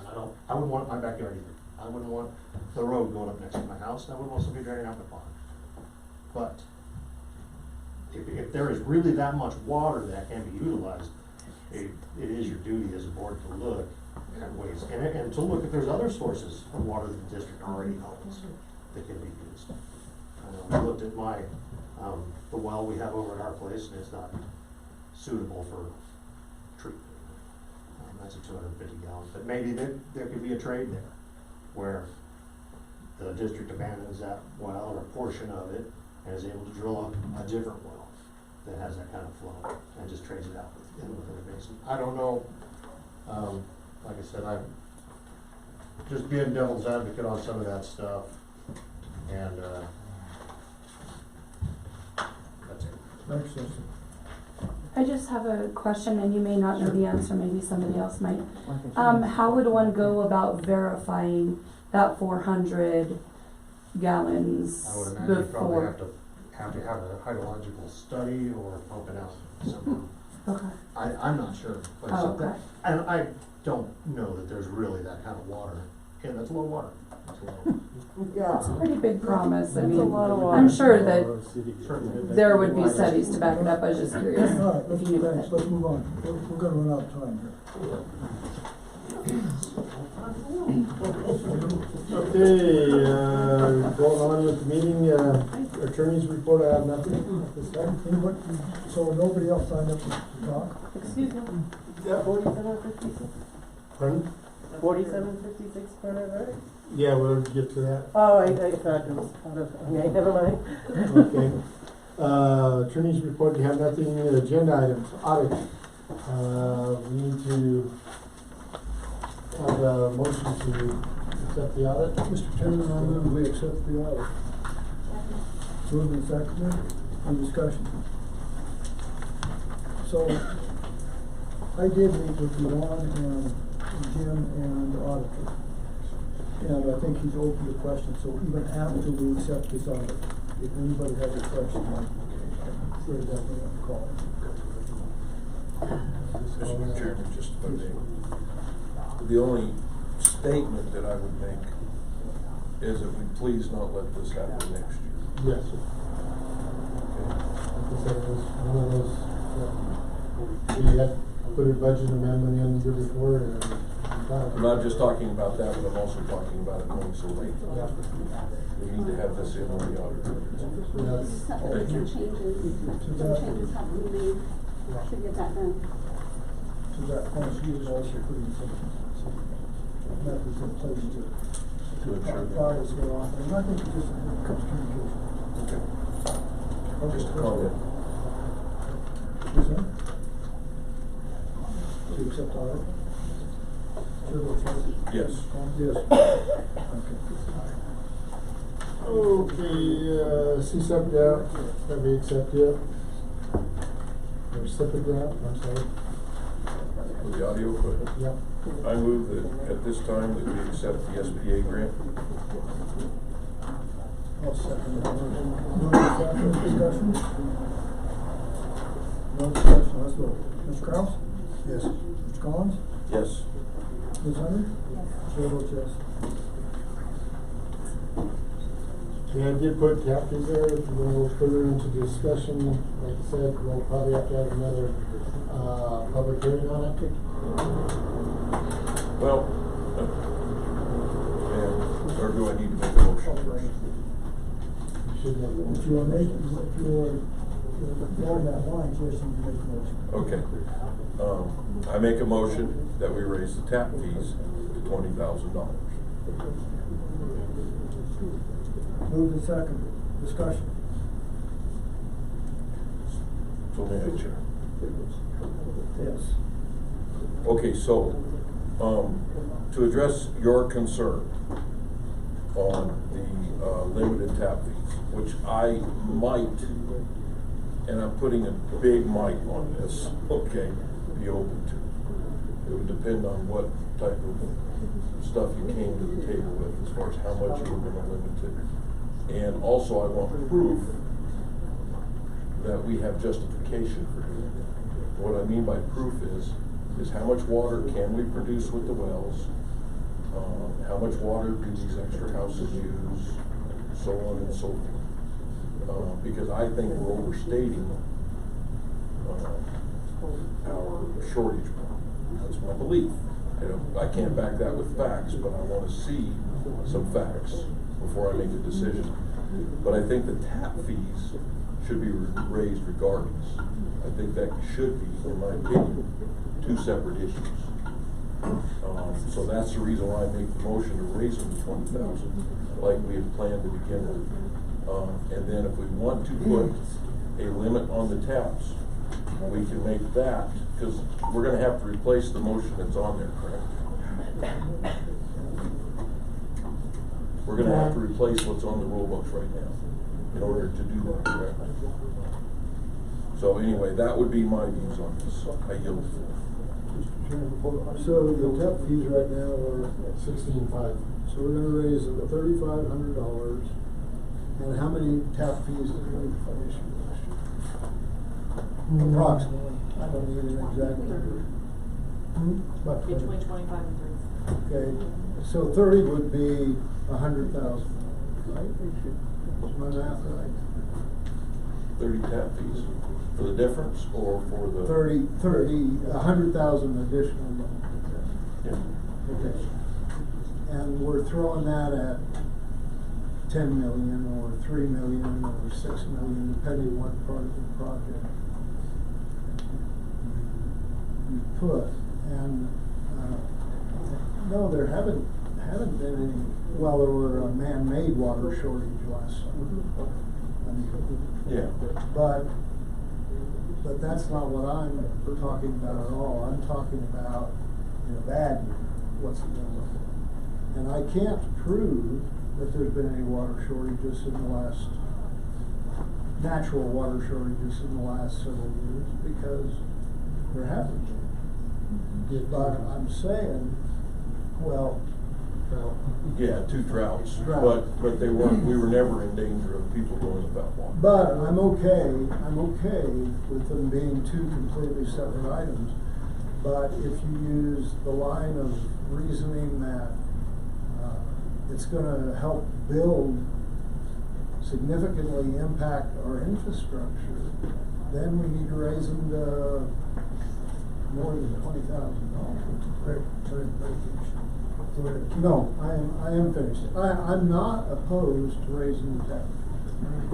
And I didn't mean to get at it. I'm not opposed to growth. I'm saying that in an emergency situation, you look long-term as well as short-term. I'm not opposed to growth. I'm not opposed to raising the tax fees. I'm not opposed to the heartbreak of psoriasis. I'm just saying we have to look what's gonna happen if we, instead of 30 tap fees, if this year we have 50 and next year we have 100, while we're trying, and the money would help, while we're trying to solve the storage problem. That's all I'm saying. I'm not trying to be a bad guy here.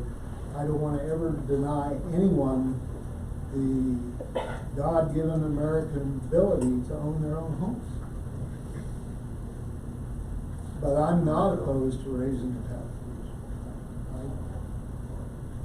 I voted no last time because I thought it might be good to combine it all, and you weren't here, and you were the impetus for the tap fee increase. Comments? If we were to do a we don't have to do a moratorium now. If we were to be looking at water storage, we could do it at a meeting, correct?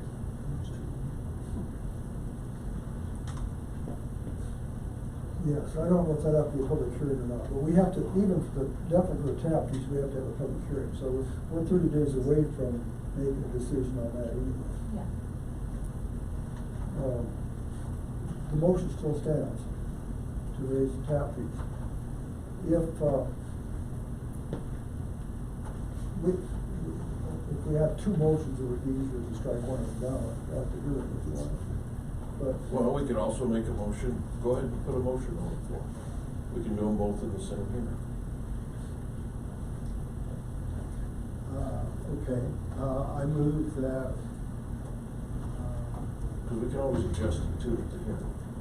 I move that we. wait a minute, we got to vote on this first one. Well, you're the one who wanted to say Yeah, I just think. Man, give a guy signing privileges on the money, so. I just woke up. I just woke up. So with that being said, Greg, do you still want it as 11 and 9? Yes. Actually, I think we need more money going towards water than sewer. So when I put it on the public notice. Any other discussion on the motion at hand? Let's vote. Now, understanding that our vote, of course, will trigger the 30 public days. hearing. Yeah. Okay, let's go. Ms. Hunter? Yes. Mr. Kraus? Yes. Ms. Collins? Yes. Well, I still vote no. Mainly because You can disagree. I disagree. It's all right. I still think there should be a basis for it versus just a fixed figure. But the motion passes. We need to put a public hearing in place for the tap. Jim, right? Mm-hmm. Okay. Yeah. Now, Okay, so I'll probably get called down by the chairman on that. Yes, you will. Mr. Chairman, I move that we set a public hearing for a moratorium through December 31st, 2022 on new tap fees. So moved. Second? Oh, for the hearing, yes. Move to second discussion. Mr. Carl said, that's 2 months. Yeah, he knows that. See, here's my plan. You wanna know? My plan is that we adopt a set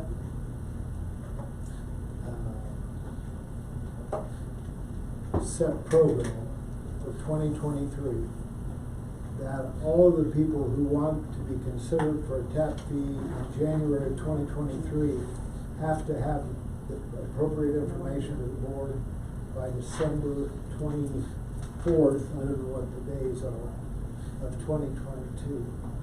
But the moratorium will get everyone's attention, correct? Yeah. And 2 months or not. And we'll get the public hearing part of it. Yeah. So, yeah, I know it's only 2 months, but it says, we're serious, it starts the process, I guess, of discussion. And then the new year can be rung in with or without it.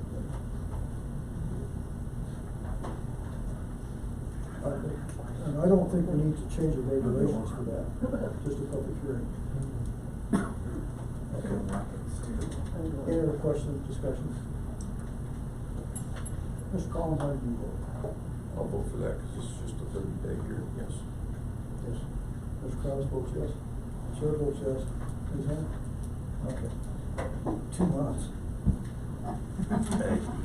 So the motion is to have public hearing to set moratorium for tax relief of year 2020. The rest is 2022. That's fine. So we can combine the public hearing with the tap fees, right? Yes. Because it'll also get a lot of people in here, give us ideas I think we too. should charge it. That'll help with the financial picture. You're gonna have to sit up on chairs. We just got people coming. Give it a break. We give it a discount for Colorado City residents. We need to serve refreshments. Okay, next on the agenda, sewer rep. I'd like to have you guys kind of table this until I get a little bit more information from the state on it. I make a motion, we table this till next meeting. Second. Okay. Move the second discussion. Let's vote. Ms. Hunter? Chair votes yes. Yes. Yes, Ms. Kraus. Okay, next I have. I make a motion, we put Neil on the CSAFD account. Not Neil, the chair. The chair, sorry. Well, it is Neil. I know. One and the same. I mean, you ain't getting out of that job. Maybe we can fix that. I don't know if I can second that in good conscience. Hey, he has limited access. I'll second. You only. Discussion. Let's vote. Ms. Hunter? Yes. Yes. Kraus? I'm gonna recuse myself. Okay, next I have, property offers, property parcel number 9, in unit 17, like I said, they are offering $6,000. Is that the industrial property? Yes. I make a motion at this time that we, I don't know if we should counter. I just make a motion at this time that we, reject the offer. I second that. Move in second, discussion. Let's vote. Mr. Kraus? Yes. Mr. Collins? Yes. Chair votes yes. Ms. Hunter votes yes as well. Okay, next property offer, unit 14, lot 907. They are offering $5,500. None of these are, okay, thank you. I make a motion at this time that we accept that offer. I'll second that motion. Move in second, then discussion.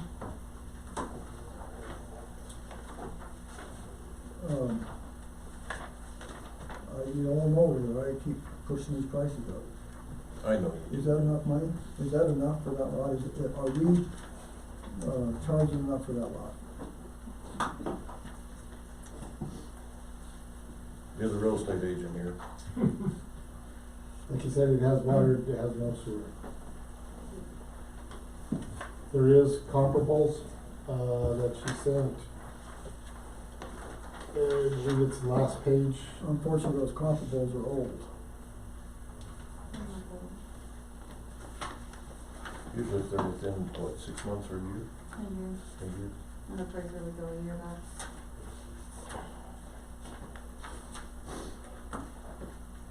Any questions, discussion, any input? Yvonne, is that in our, property fund? Yes, and I Yeah, told it you is. it's, $1,210. Mhm. All right, nothing? Let's vote. Ms. Kraus? Yes. Ms. Collins? Yes. Ms. Hunter? Yes. Did you say yes? I said yes. Chair votes no. Imagine that. We love you, Neil. Okay, old business,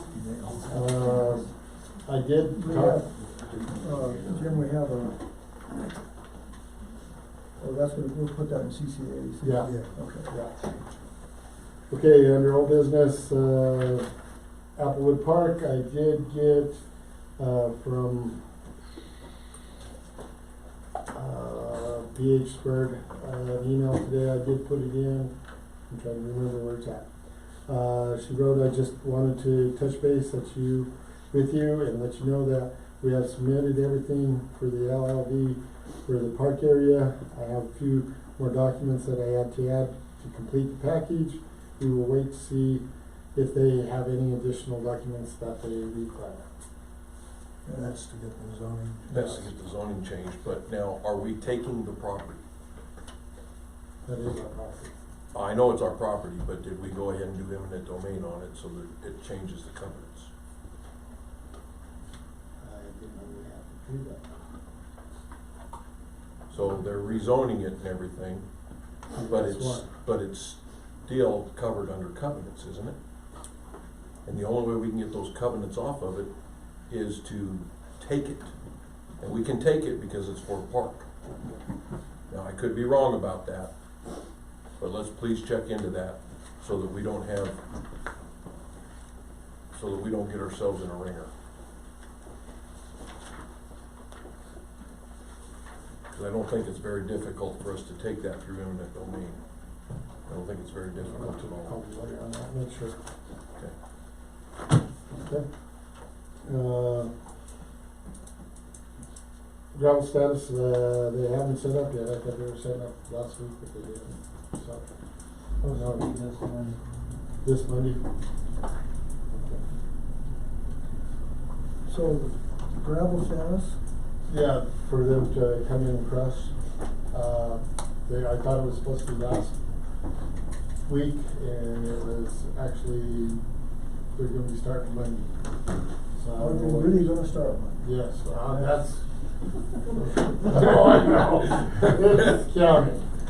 Yeah, we need to have gravel. Have you seen a crusher moving in yet? No. No, they're So probably what moving point- in. I'm gonna get a hold of Callie, I gotta get a hold of Callie Where's for the track? the chipper and stuff anyway. We need to my put phone some teeth number? in it. You definitely need to put some teeth in it. If they don't start by what date, in fact, maybe we need a motion on this. If they don't start by such and such date, we need to cancel our contract.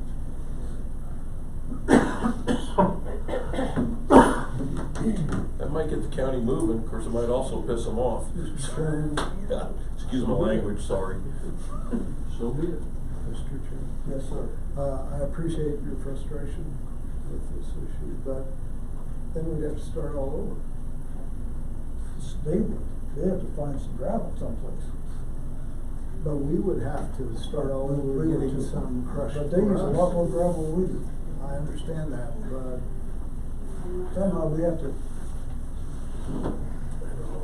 get them to perform. yeah, I understand. If we want to vote on that, I understand that. I like the idea, but I really don't think we should start poking the dog in the cage. This thing, we got $3.7 million that we got. Yeah. And they're coming around for another round of ARPA funds too. We could sell that gravel. Okay. My frustration is. Okay, can we go to new business? from the meeting the meeting that we didn't have last week, where we had a kind of a community forum, was kind of a mention from the crowd that they would like to have an additional community forum. Yes. Within. That would be more of a discussion, like our workshops, that it isn't a meeting, it is more of a idea, find more information, that kind of a situation. So what did we make it when me and you were here getting bombarded by all that stuff? We What did you call it? We could do it as a forum. We Don't can you do call it it as a forum? but I'd still have to post, that if all 5 of you wanted to come, or if you wanted to take turns as 2 and 2, throughout the months or whatever, to have that extra meeting. And it might make these meetings a lot shorter. Maybe once a month or once every 2 months, what are you thinking? It's all I like to do, guys. If we could get the audience, if we could get as much attendance as we have now, monthly, it would be wonderful. On the same token, I'm concerned that we get kind of, these meetings get boring. Yeah, but if we show up in there and there's 2 people in the audience, then it won't take us long. I mean, hopefully there's this many people or more, but I mean, if we come in and there's only 2 people, then. Dennis will always be one of them. Well, Dennis will always be one of them, but he's Except in the winter. Except in the winter time. What if we started quarterly, and if we had a good turnout, and we wanted to push it more often? I'm gonna ask the audience, this is, I'll be part of this, don't misunderstand, I'm not asking for all kinds of discussion here. What does the audience think? How many people in the audience want one every month? And this would basically be like a town hall meeting. Oh, exactly, but we can ask questions and not Yeah, get sure. shut down. That's what it is, it'll be a forum. That's It won't be an official meeting like we're doing now, Right. it'll just be a forum. Everybody would like to have one every month? To start off, yes. And if there's not sufficient attendance, you can move it every other month. Yeah. How many people would like to have it every other month?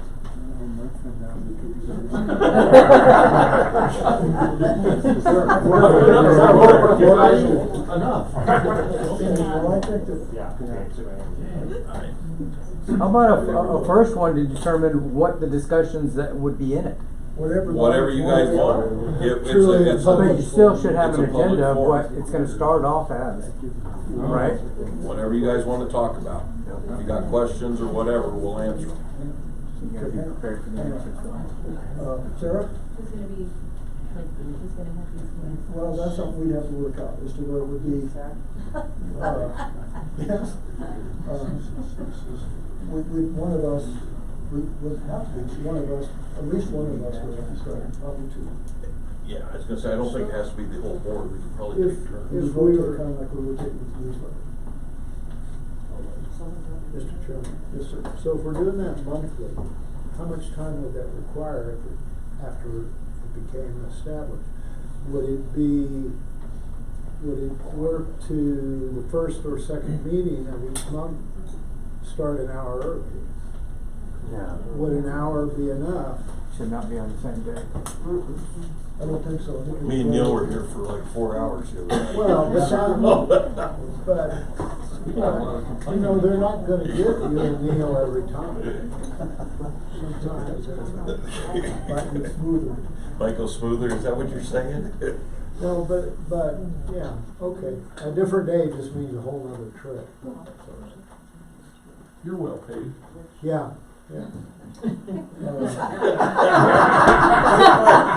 I already was strong with that one. Not to mention I'm independently wealthy. And Put you those get two mileage. together. And you get mileage. I do. That's one reason I consider, I think every other month maybe, it's gonna get cumbersome for us as well. We're not gonna get a raise for it. By the way, you're not gonna get a raise. No, you're not. Maybe we should. You're gonna get paid for it because it isn't a meeting. Right. Must So- be raised with tap fees. If we did it every month, we just wanna do it. I would say every other month, personally, is what I would say. You'll probably be stuck here for 6 hours if you do that, because if I or Bob or anybody else shows up that's got a mile-long list Well, I of know. writing. Oh, God, I know. We can shut it down.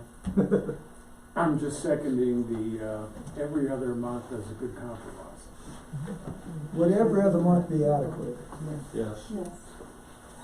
And, you know, Better than what's now. if we've got 60 people that show up here and they continue to show up, then maybe we'll decide to go to every month.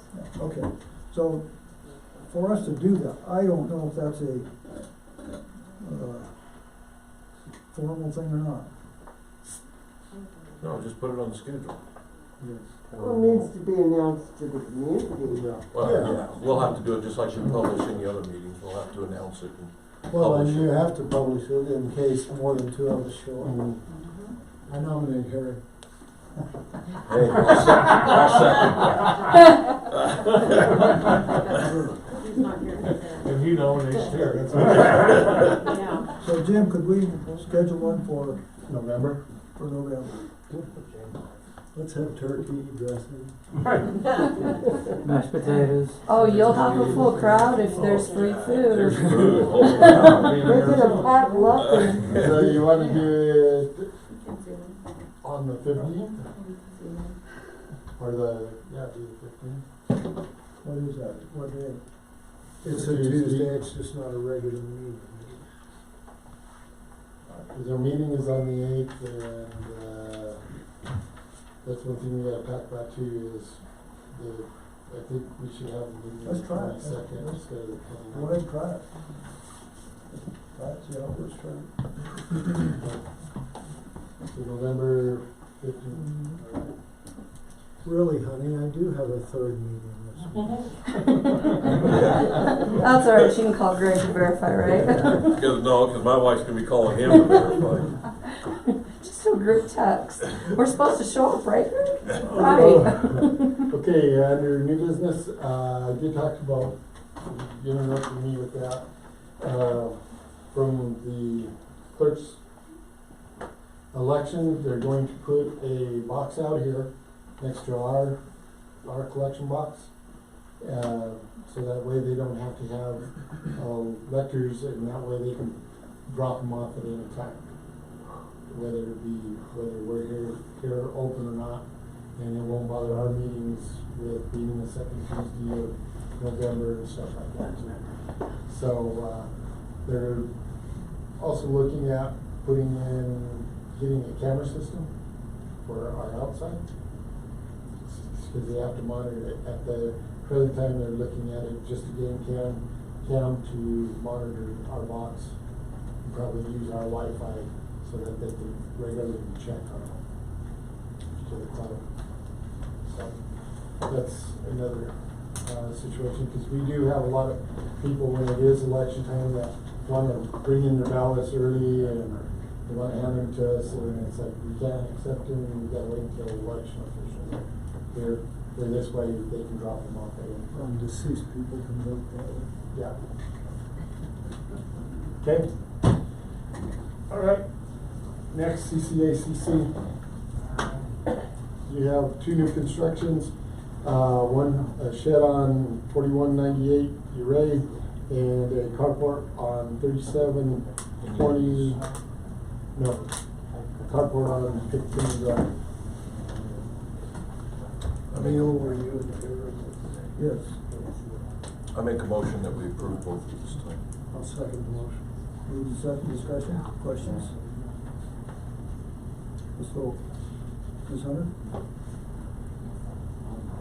Yes, you said? Yes. Both of them?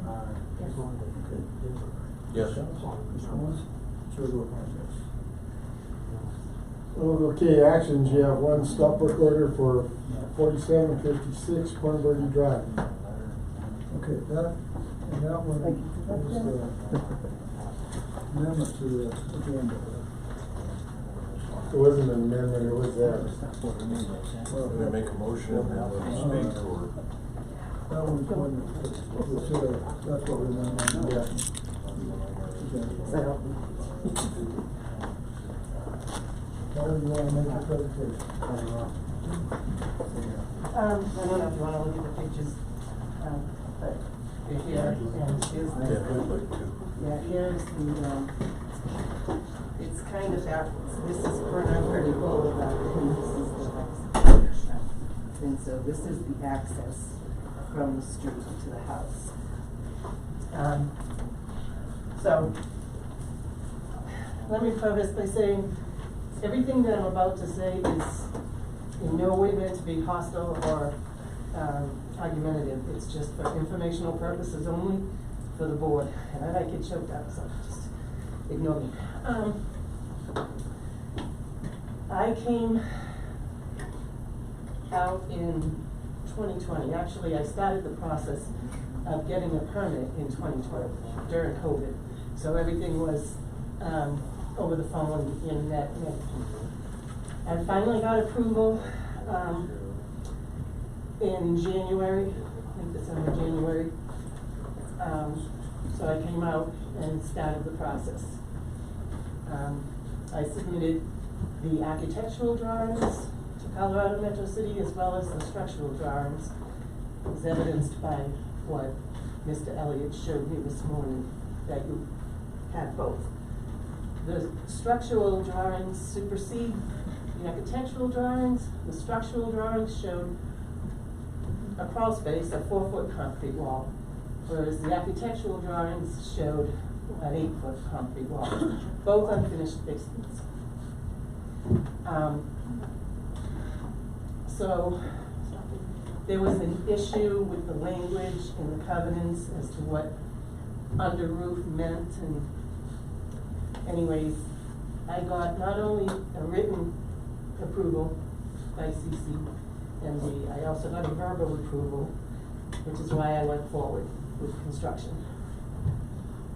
I constructed the 4-foot concrete wall and then had to go back to Massachusetts and couldn't continue because I had planned on continuing in May when my daughter went off to college, but she decided to take a gap year. So my plans got put on hold.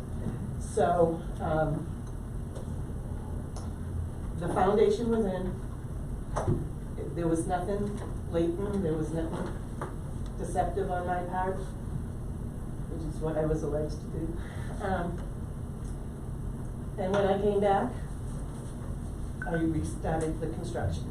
You know, I re-upped the permit with Pueblo Regional and started construction July 2nd. And then the house is nearly built. I've got all my electrical and plumbing and mechanical and the roof, the siding, it's almost completely built.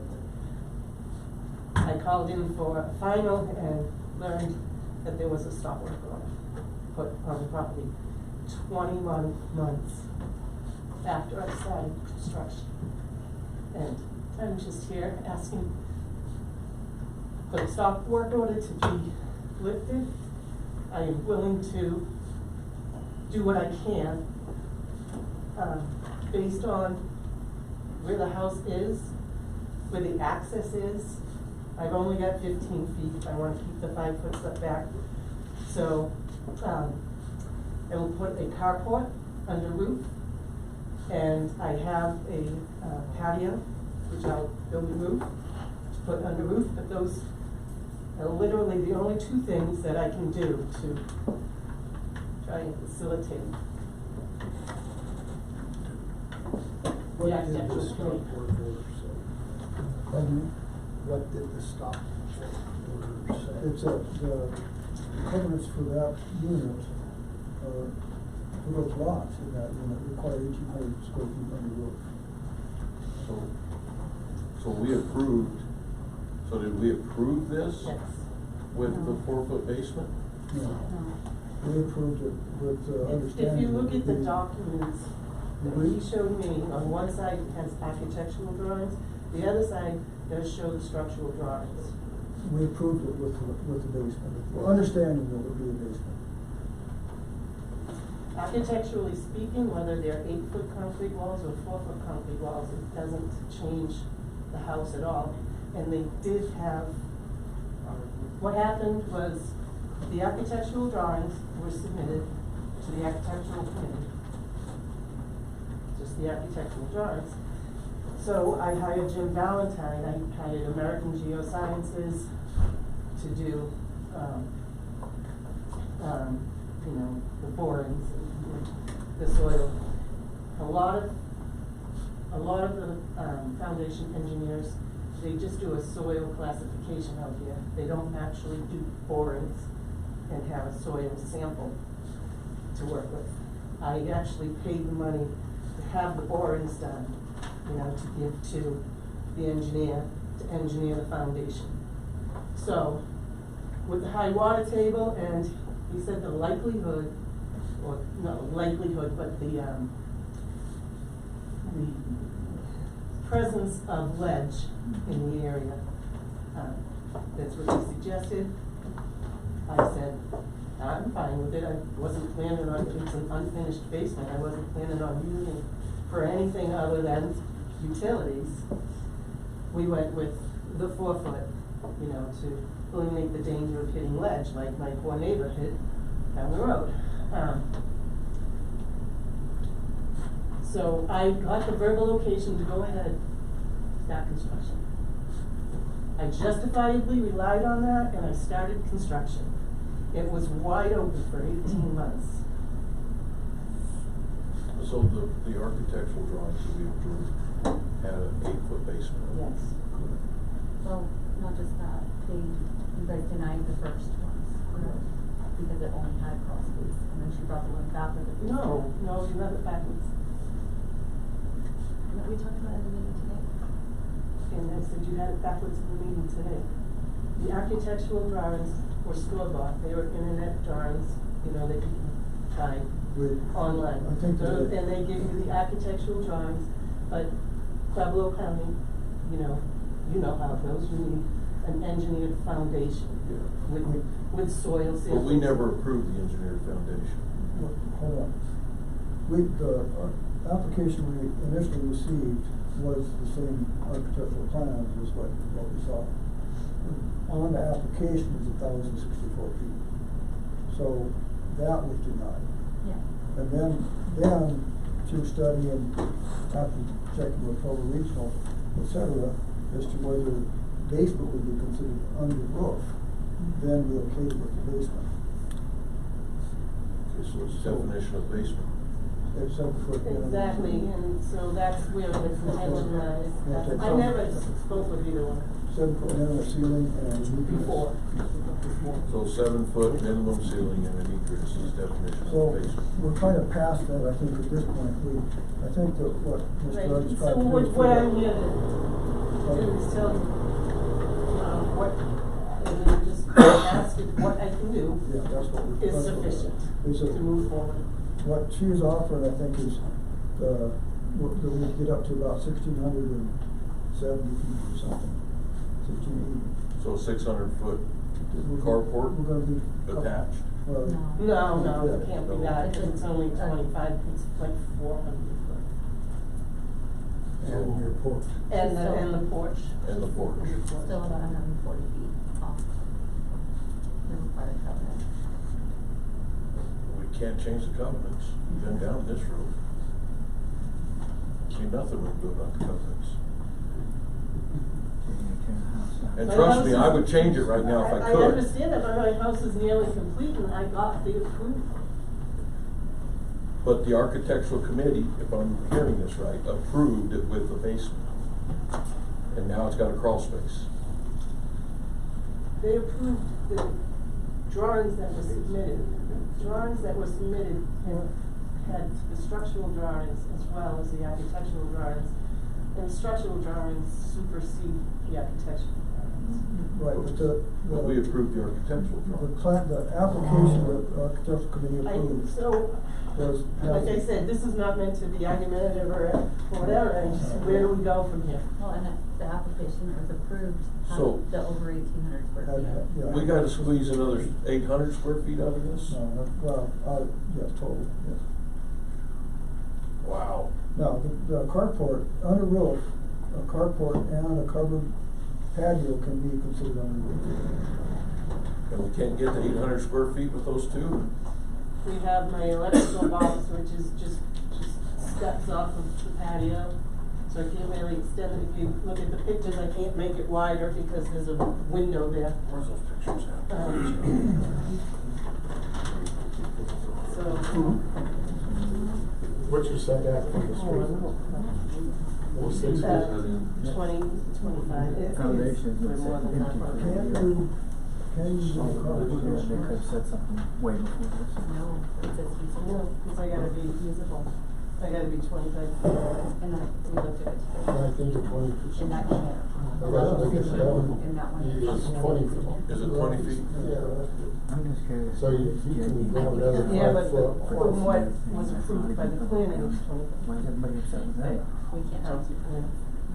But on a carport, it's different than the main structure. Okay, so. But that's still on, just that don't. Yes, it doesn't, that's what I'm saying.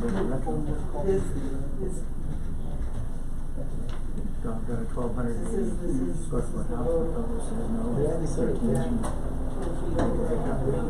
Outside is cement. So you only have 6 That includes the porch and driveway, which makes no sense.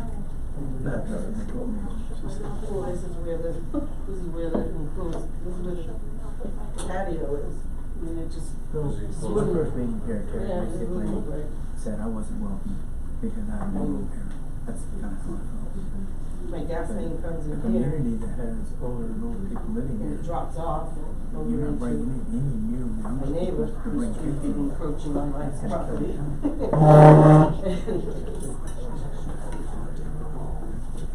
Well, I don't want the lights, but everybody's putting up bright white lights.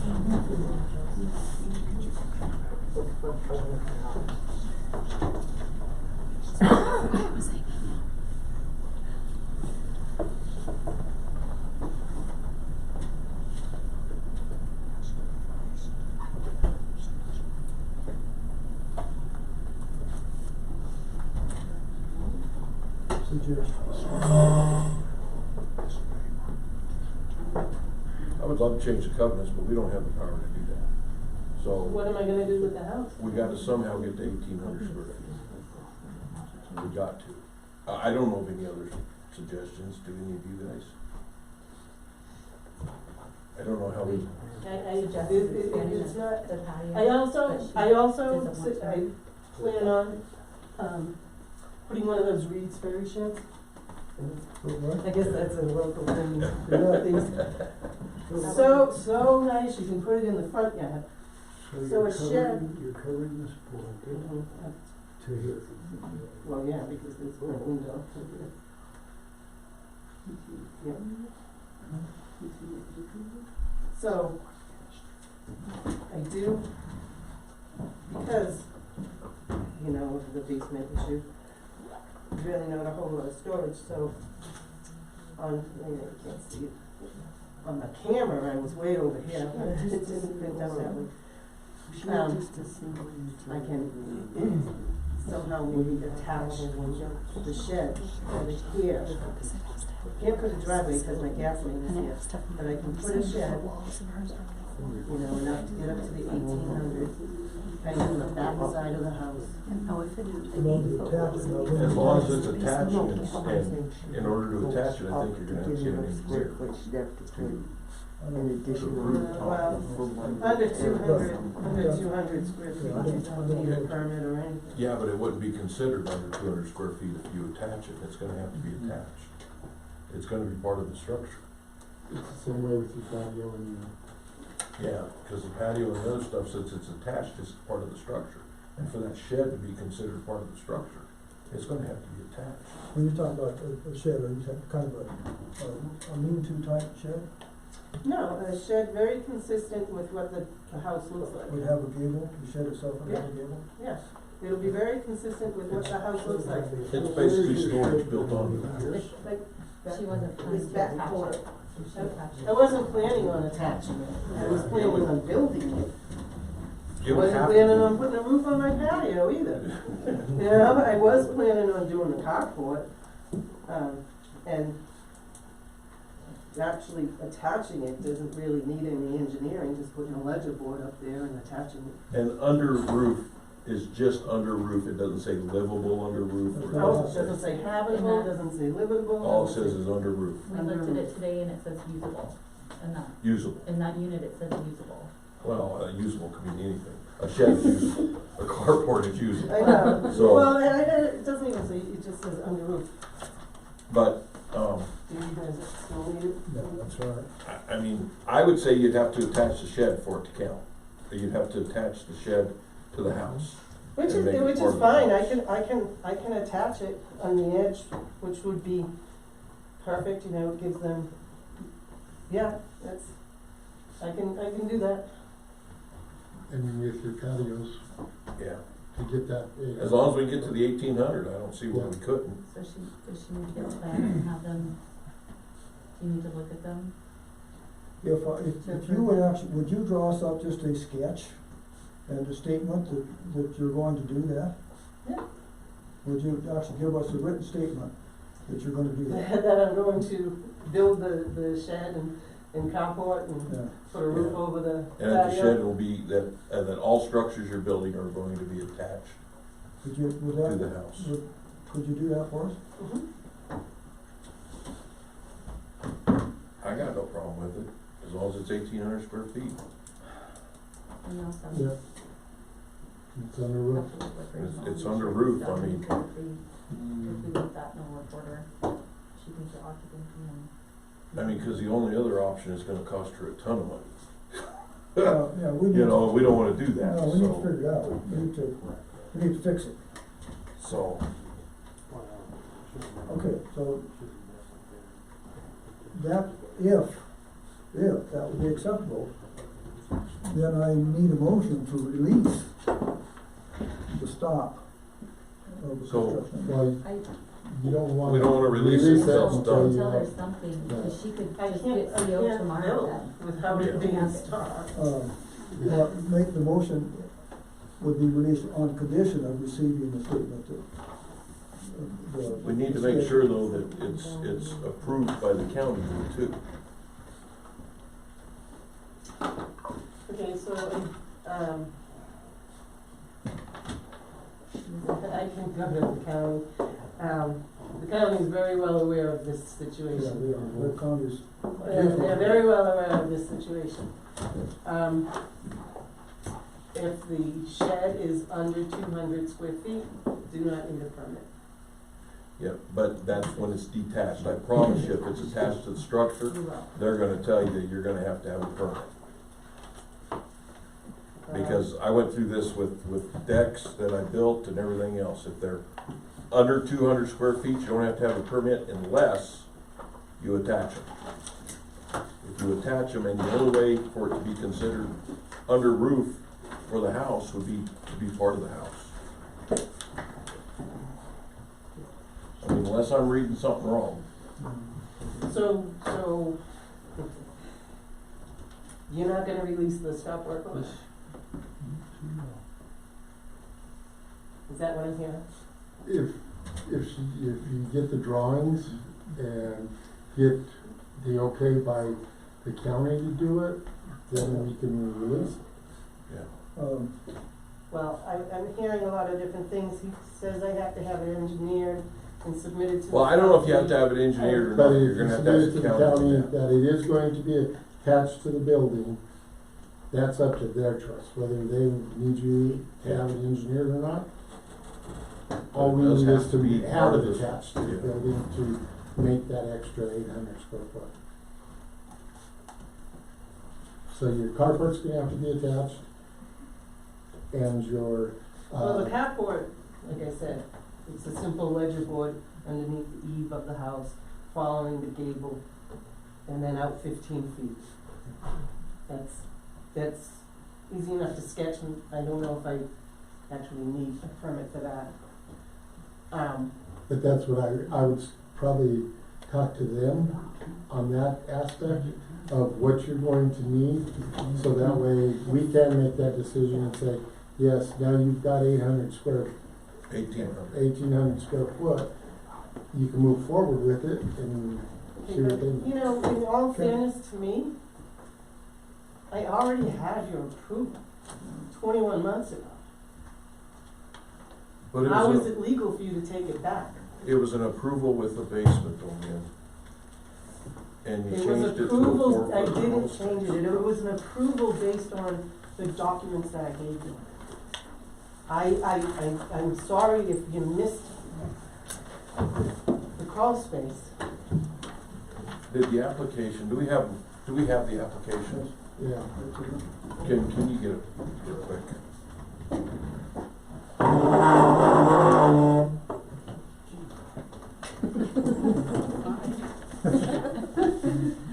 Woke everybody up.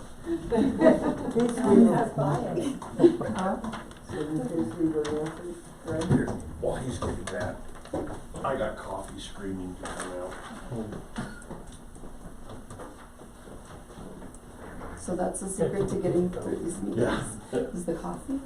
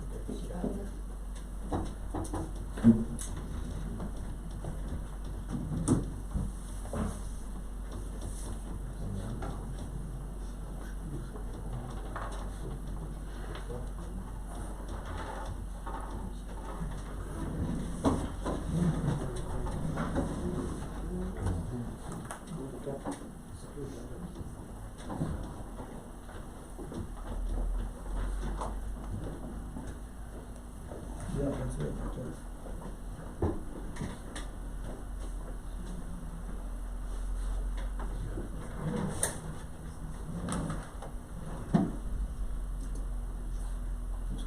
Yeah, square footage, 2,088.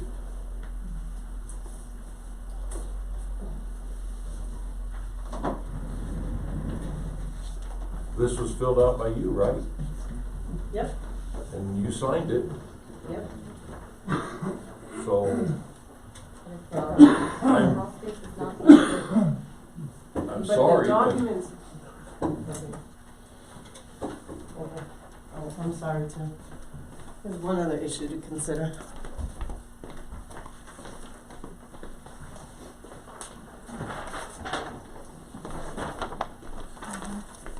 This is the Colorado statutes, enforcement limitation laws. Section 2. That's something else we had talked about in the meeting today. You know what, I tried. Well, I know, but we have to follow the covenant, that's how it is. we have to follow the And we covenants. also have This to is- follow the law, so I'm pretty sure. Well, I know, but one thing It's okay, I'm good, I'm good, Okay. I'm good. The summons will be here tomorrow. That's another thing.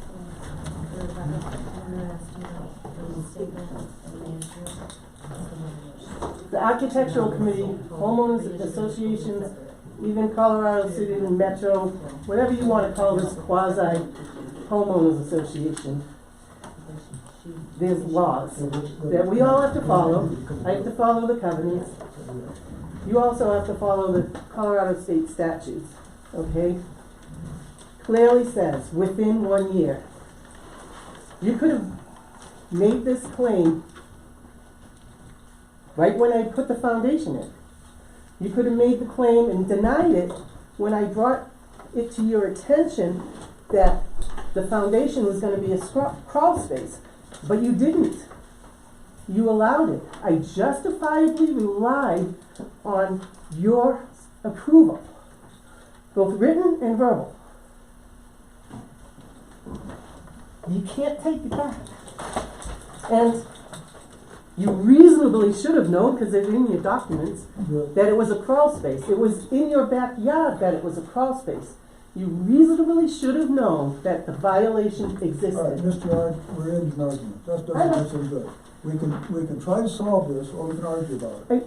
I did try and solve So, it. what I think what we are trying to work on is trying to find that 1,800 square feet. What more do you want from me? 1,800 square feet. Just the same, yeah. I agreed to carport, I agreed to put a roof over the thing, and I agreed to a shed. I'll put it in writing. And I think that's what we need. We need to. You get minutes, you get all kinds of freaking witnesses. So I think that. All I need is you to lift the stop work order so I can go back to work. I wish it was that easy. But it is. We are bound by law to follow covenants. And you're bound by law to follow the statutes. Actually, covenants trumps everything. Covenants are contracts between the landowners. This is against, this is a defense for. We can't change the covenants. I'm not asking you to change the covenant. No more argument. If you want to hang on the statute of limitations. And estoppel, and arbitrary and capricious, all three of them you're not allowed to be. Arbitrary and capricious,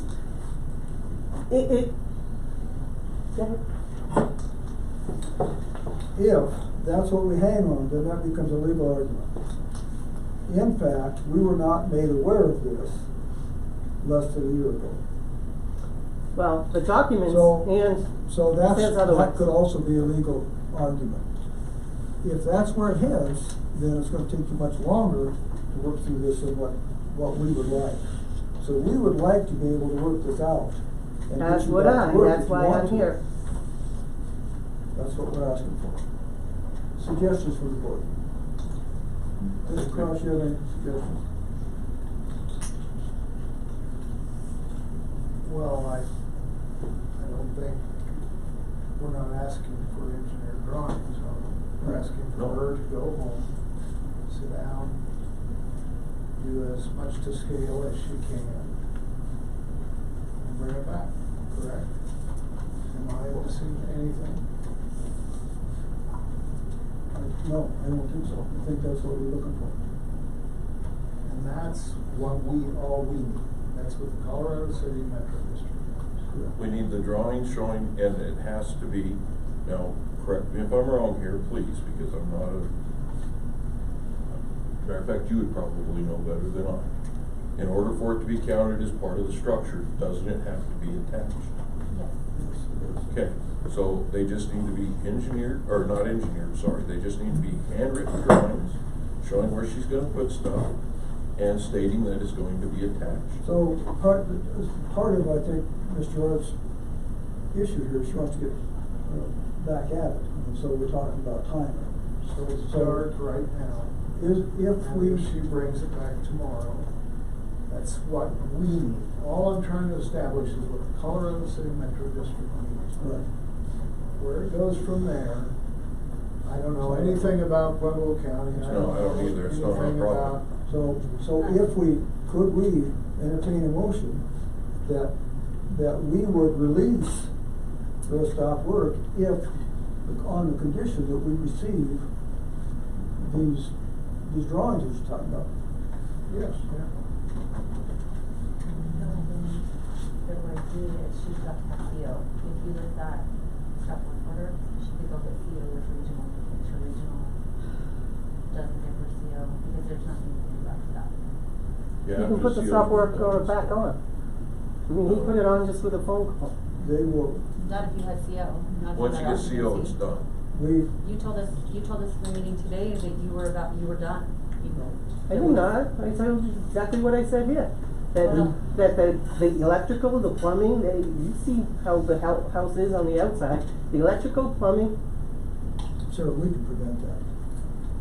I was not asking for a CO, I was asking for a final framing inspection, which you can't get until all your subs are done. Okay, well, I was wrong then today. I thought the meeting you said you were about to have occupancy. If we were to find that this other 1,800 square feet wasn't to then we could prevent the CO. I'm fine. You didn't say it specifically, and maybe you thought it would be understood.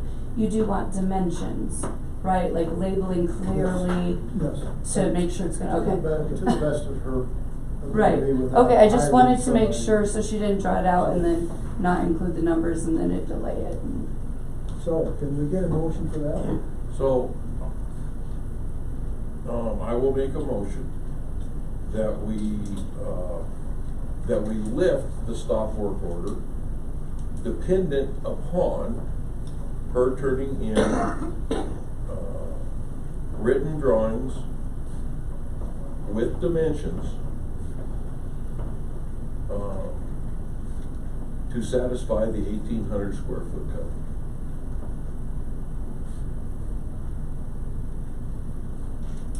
And has to be approved by you, since you're sitting there on the. Since you're sitting there, since you're on the CCAAC, I nominate her. we can nominate Harry, but she's not gonna get it for a few days, so. Yeah. Does that sound reasonable? That's all we need. Have to have a second. Move second. Seconded? Discussion, more discussion. Do you have any input?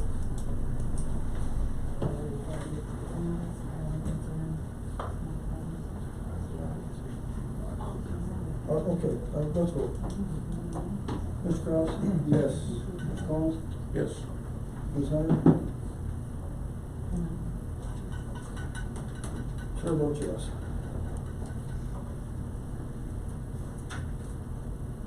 Okay. Paula, can you get those to us? As soon as you can get those to us, we will go over them and deal with the issue. Not tonight. No. Okay. Hang I on. can give you Neil's How address. many hours I got eyelids open? Okay, all right. That's settled. Correspondence. Correspondence, you wanna read that letter? We have, what, 4 of them. All right, this one was delivered in person by Bob Cook. Correspondence addressed to the Colorado City Metropolitan District Board of Directors and their attorney. On September 15, 2022, 7:39 p.m., James Ecker wrote, "The only discussion that was talked about was how your actions interrupted the committee meeting. My action was a simple question to the chair, are you going to recommend that to the board? I was then verbally attacked by the chair, Harry, the chair that was Harry, Roger, and Randy. This verbal attack quickly escalated to threats of violence from Roger, who had gotten within inches of my face, and continued from Randy, who approached me from behind and threatened physical violence upon me as well, again, within inches of my body. The Colorado City Metropolitan District the Board of Members not only failed to protect me on Colorado City Metropolitan District property, but instead escalated threats of violence against me. The meeting was then adjourned by the chair. At that point, I was able to retreat from the back door. I walked around the building to file my complaints. From the office window, I was able to see the committee continue with the meeting that was officially adjourned by the chair. The adjournment was only a pretense to get privacy to continue their unauthorized attack on myself and property owners of Colorado City. I had warned the board previously that Roger was not a good candidate for the Architectural Advisory Committee because of his previous physical assault on me during an illegal meeting of a previous Architectural Committee which disbanded when documents were filed showing conflicts of interest and favoritism. As you can see from the above statement by James Ecker, an unauthorized meeting by a board member and members of the public was held in the Metro meeting room to discuss me without my invitation to counter arguments. It is the responsibility of Colorado City Metropolitan District to protect all property owners. I demand the recording and minutes of the meeting hosted by a Colorado City Metropolitan District board member and held within the Colorado City Metropolitan District meeting room. I am demanding Harry, Roger, and Randy's removal from the Architectural Advisory Committee, present and future, and any and all other committees present and future. Bob Cook. This was received 9/16/22 at 10:59 a.m. That's the next one. Ray Davis, hi Jim. I'd really like to get this read at public correspondence.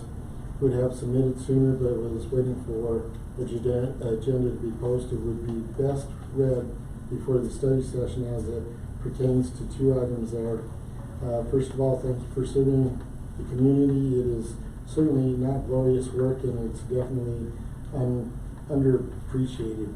As a former director, it is clear that each board faces a range of challenges, but I believe this current board faces the most important challenges that Colorado City has ever had to deal with, managing water and developing like never before.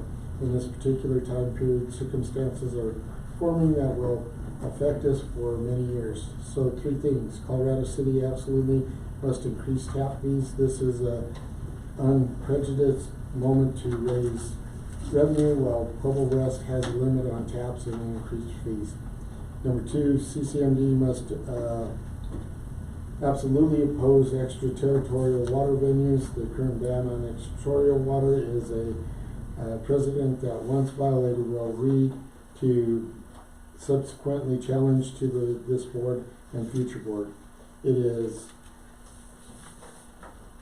fiduciary duty to maintain the integrity of service delivery to existing and future Colorado City homes and businesses. We already know that keeping our current treatment and delivery of potable water is increasingly challenging. Number 3, although Colorado City has decent water rights on paper, recent history has shown that paper rights and real flowing water are 2 different things. We are entering our rare third El Nino ENSO cycle in as many years. This period to another warmer, drier winter. And as you know, the West is in the grips of a 20-year drought. Again, thank you for your service, and Ray and Maggie Davis. Last one I received yesterday morning, it was Mr. Eckert, Mr. Collins, Mr. Hochstetter, Mr. Hunter, Miss Hunter, Mr. Elliott, and Mr. Klaus. We vehemently oppose the use of any Colorado City resources to be used to bring water to Rimrock Heights development or any other entity outside Colorado City limits. We have numerous deficiencies in our water system, including deficiencies in quality, treatment, delivery, storage, and staffing of the water system. We also believe that all new water taps should be altered until all the above issues are resolved. In good faith, Ronnie and Pat Johnson. And they were here tonight to speak with me. So, to the letter from Mr. Cook. There was an altercation in the architectural committee meeting. When I wasn't here, and Harry was sharing the meeting, and it sounds like that there was inappropriate advances on both sides.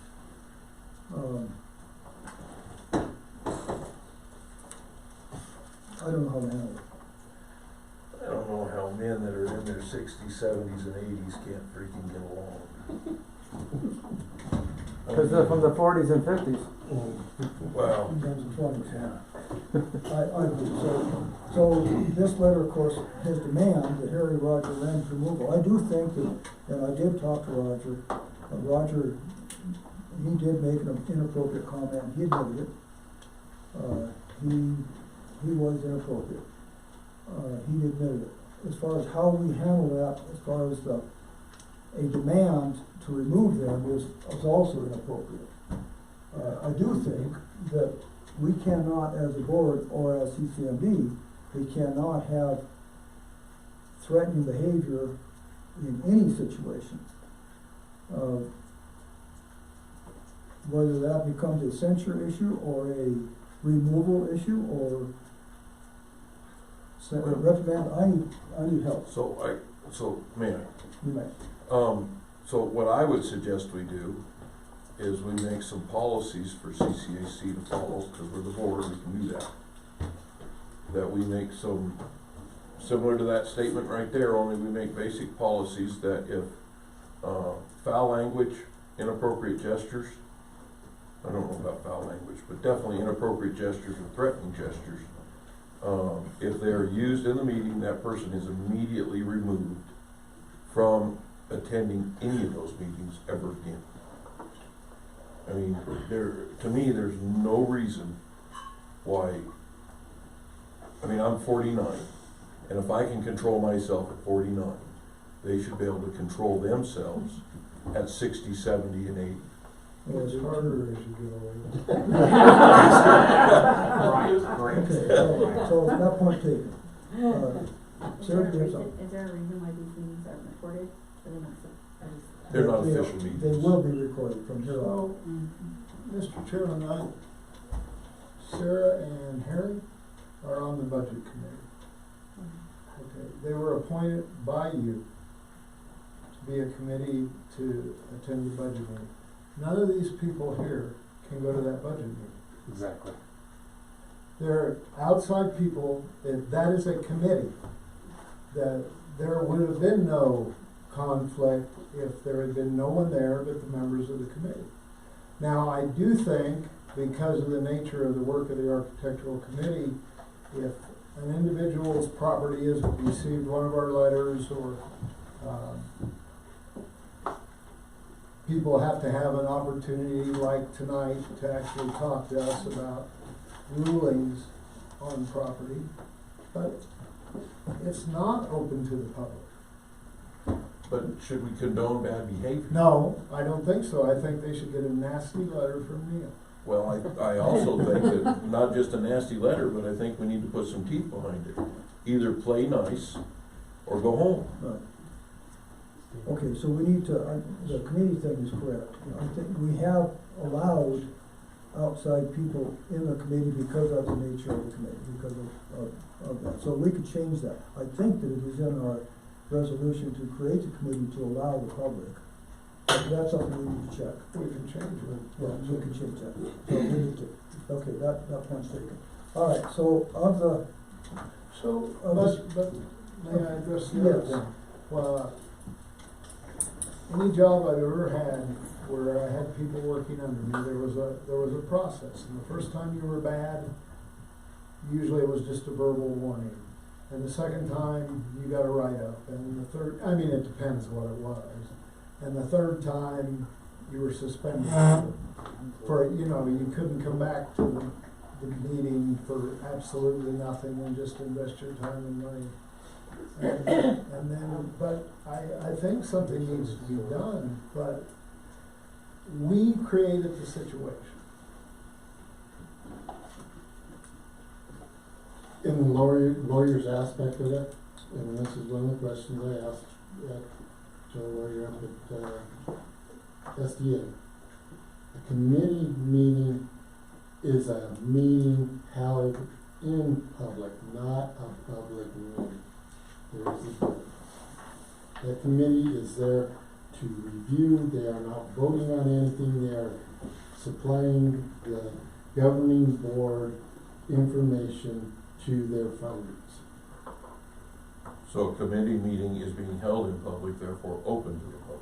It's open to the public. No input. But there's only No if, input like from you said, if their property was involved, that there had to be a question answered or reviewed, then that's when that public is welcome to input. Has it invited?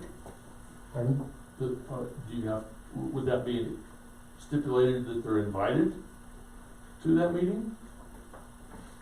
No, you can come in and sit and listen to the meeting as long as you don't disturb it, or if you're or addressed to talk in the meeting, then you have that ability. But if you're not addressed to talk in that meeting, then it's like with our meetings here. A board meeting is a meeting held in public. It is not a public meeting. The chairman has to recognize you for you to speak into the meeting.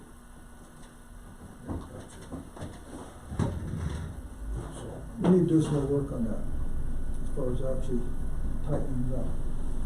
I agree 100%. What about this vagrants that happen? What should we do? you know, like do anything. We need to reprimand, or at least censure something. I would agree on a verbal reprimand. I mean, we don't really have a lot of rules set in place. That's kind of our fault that we didn't set those rules in place. Or even written, so that there's a paper trail, so. Yeah, written. I mean, when Roger turns 100 and comes back in. Yeah, you need a paper security. But at the same time, I agree 100%. We gotta tighten the rules up. Okay. I'm running out of Zoom time. We're running out of time. We're running out of time. I was gonna say, oh my God. Miss Christie's already gonna be after me. So, okay, anything else? That's it. All right. I guess before we adjourn, I need some, so like a written reprimand.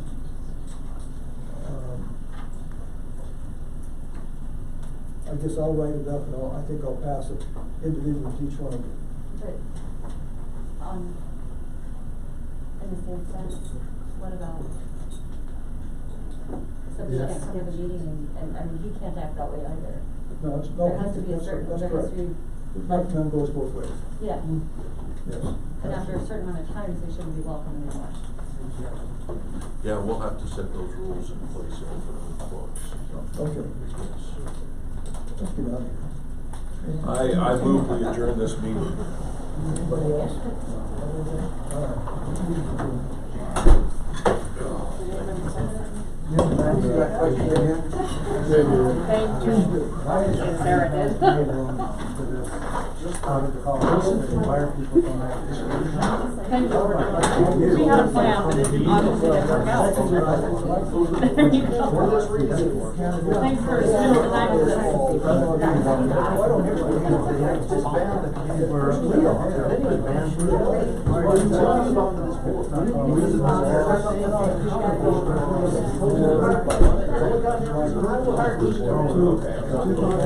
Oh, yeah. No, I understand what you're saying. That's what I'm saying. And I appreciate Well, that. open it to me. Didn't sit there and listen. I'll try to do this. Open I'm hoping. They came. Did you want me to walk around? No, I was just checking. All right, thanks. You too. Closed. So, We did ours. They said that. So, Well, this